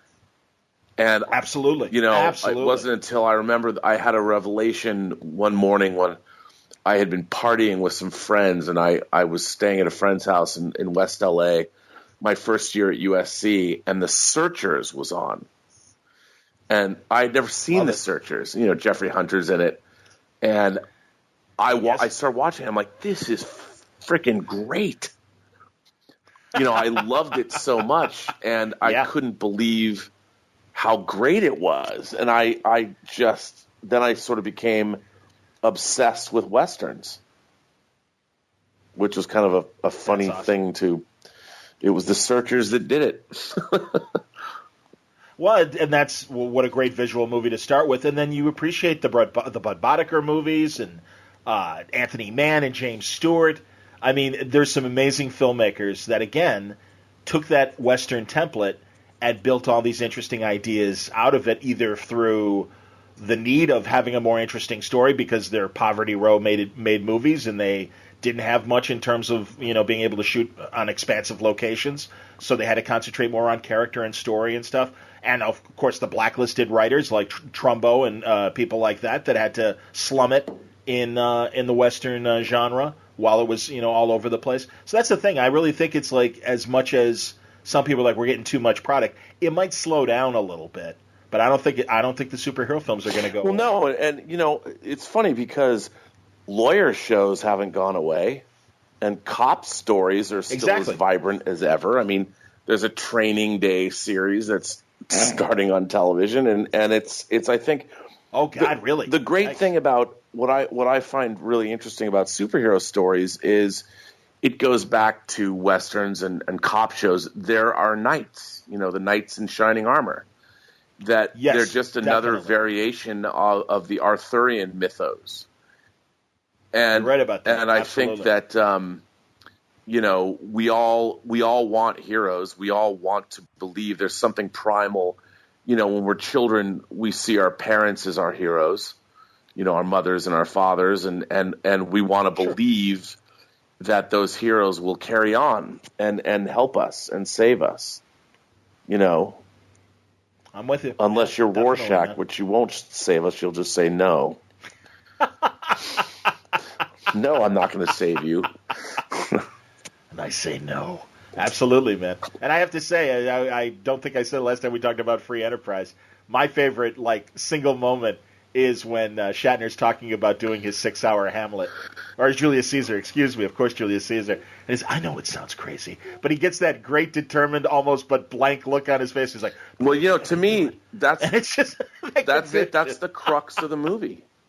And in a way, I didn't mean for this to be the case, but it's sort of become my own life. I've stuck it out, and a lot of people leave LA after a certain amount of time. I think I'm a lifer. Sure, I'm in the asylum.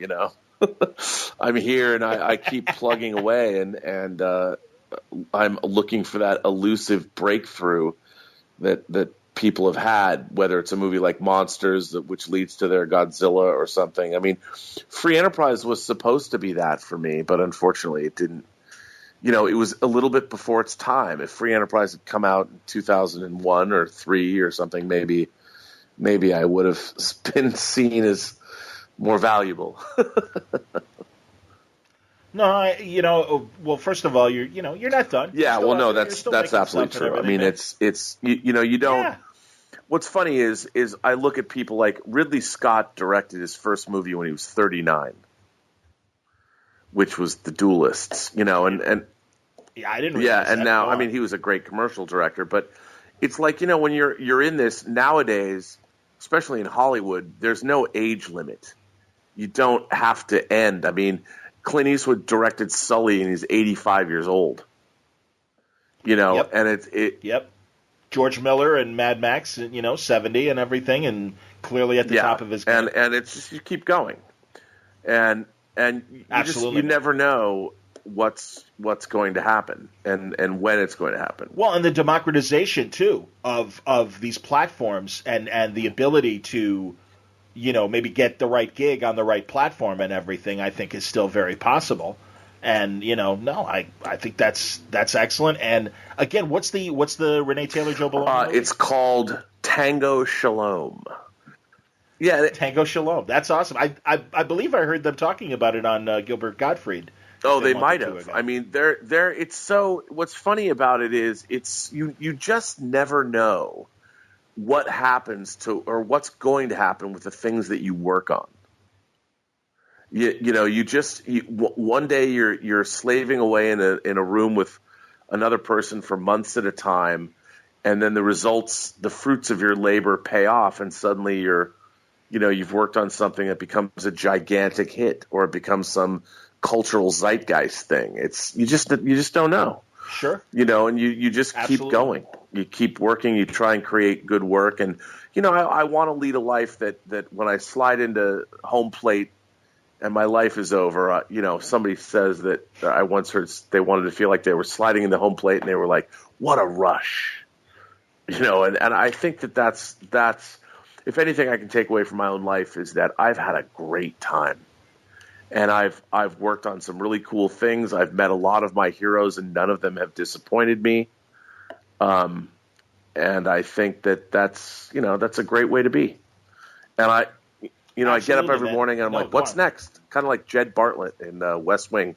What's next? It's you just you don't give up. You don't.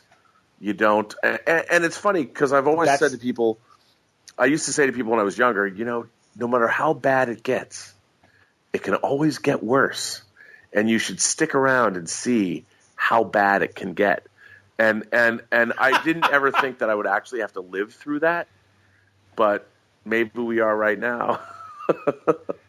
Well, clearly, as far as the social scene, and I share your view on our current president and his actions, and we're recording this the weekend of the airport nonsense, and it's just disgusting. Well, what's funny is it's not like he made this executive order, but nobody called the airports. Like there was no policy put in place to handle his. Like, I thought, okay, he signed this executive order that would go into effect in 6 months or something. Right. Me too. When there was something that people had actually had time to figure out, like how are they going to process people? But it's like that family that landed in Philly from Damascus. They had their green cards, they had their visas, and they were turned away and sent home. And it's like, that's appalling. I mean, it's like they already went through the process to be vetted. And what's even worse is, what about Emirates? What about the United Arab Emirates? What about Turkey? What about Saudi Arabia? The only people that why these 7 countries and not these other countries that have had direct impacts on our level of security? Our president has business interests there, and it's like how in a week, you saw Obama leave office little more than a week ago, and now you've got this guy who's literally he's profiteering from the presidency, and what he's done with the National Security Council, like getting rid of the Joint Chiefs. I mean, it's idiotic. It's insanity. Idiotic. Yes. Well, hopefully these financial interests will surface and there will be enough evidence to do something about it. Luckily, I think the levers of government are even putting the brakes on what's happened at the airports this weekend because there's no follow-through. Now, that might be a temporary reprieve, but I also think that hopefully enough Republicans and also judges have the cool enough heads to say, you can't do it. That's too far of a reach. Or, again, these men in government are going to have to, deal with their side of the checks and balances and have the guts to disagree with the president and say no.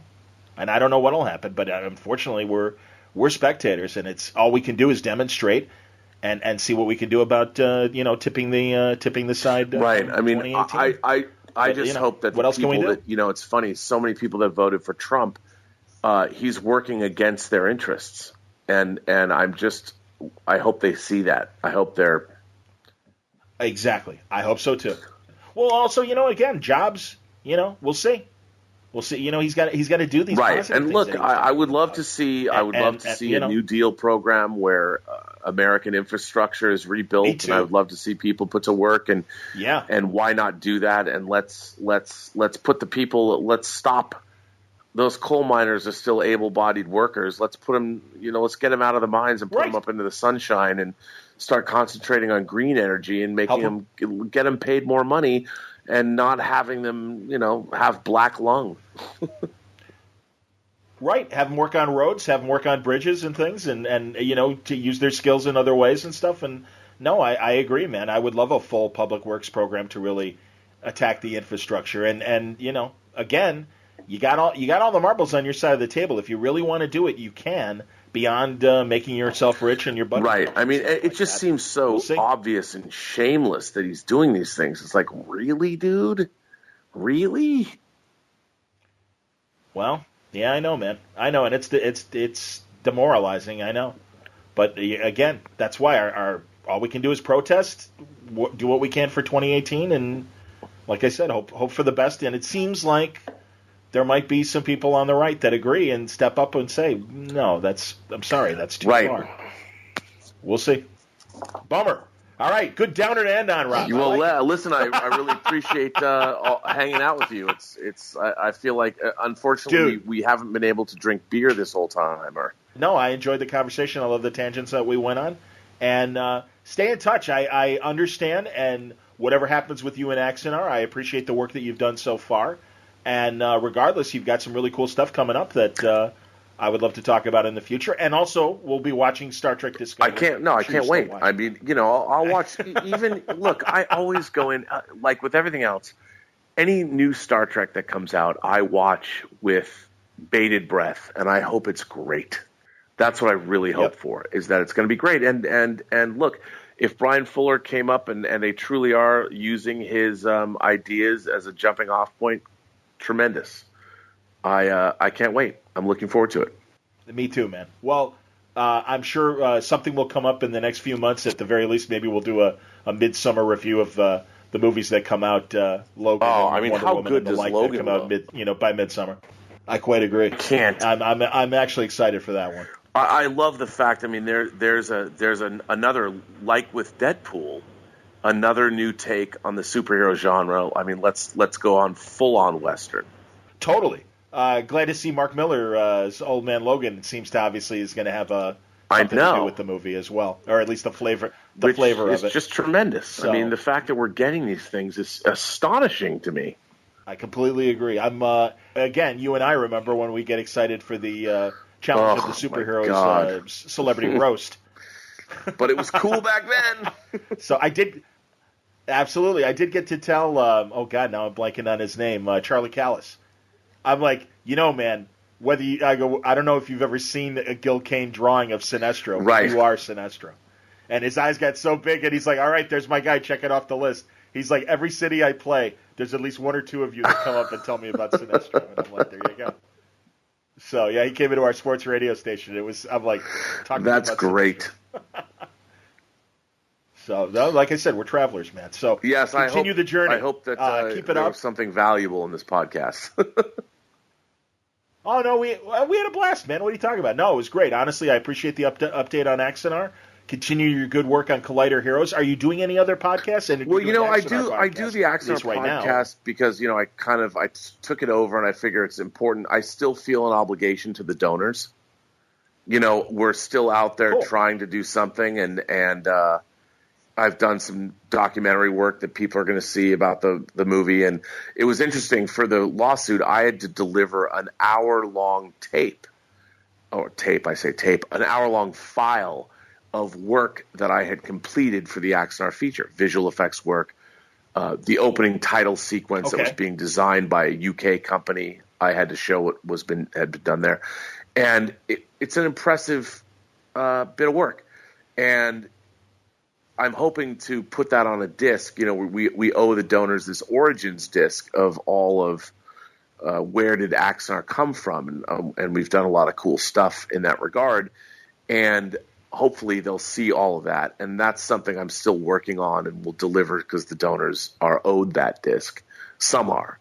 So yeah, that's awesome. And I do feel that to keep my conscience clean, I'd like to make sure that they get that. That's excellent. I donated $35. I don't know if I qualify for that. I'll get you one. Don't tell anyone. Oh, you're a good man. I appreciate that. Hey, I put my money in that project because I believed in it. That's why I'm still talking about it. And honestly, I always appreciate your point of view as someone that's been involved with the production as much as you have. So thank you. And truly, honestly, it's a great compliment to me that you like what I do. Oh, I appreciate it. No, it's great because we have these rollicking conversations. Rob Meyer Burnett. Really enjoyed that talk, and I'm looking forward to the next one. Thanks a lot for listening to today's Word Balloon. It was brought to you by InStock Trades at InStockTrades.com. We talked about the Star Trek product. How about some of the other great deals happening currently at InStock Trades? There's Alpha Flight by John Byrne, a big, heavy, epic collection. The omnibus hardcover is 50% off, just $50 at InStock Trades. You can also get the Batman Detective Volume 1, James Tynan's run, the beginning of Rebirth with Eddie Barrows. It's The Rise of the Batman, and it is 50% off, just $8.49.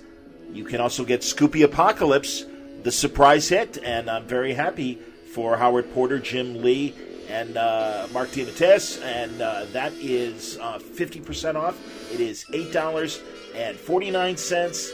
Volume 2 of The Sheriff of Babylon, Tom King and Mitch Gerrits, 42% off, just $9.85. Catch up on The Sheriff of Babylon, one of the best books of 2016. Check out Spider-Gwen, hardcover Volume 1 from Jason Latour and Robbie Rodriguez. It is 42% off, just $20.29. Some of the big deals happening now at InStockTrades.com. Thanks again for listening. Thank you for support, League of Word Balloon listeners. And I hope today's conversation might make some new subscribers to the Word Balloon podcast. Go to patreon.com/wordballoon to do that. And thank you. More episodes on the way for February. I had a little technical snafu at the end of January, which kind of stifled me after 4 episodes. But there were 4 really good episodes. And trying to make up for it here in February with lots more great talk coming to you from Word Balloon. Until next time, Word Balloon is a copyright feature of Shaky Productions, copyright 2017.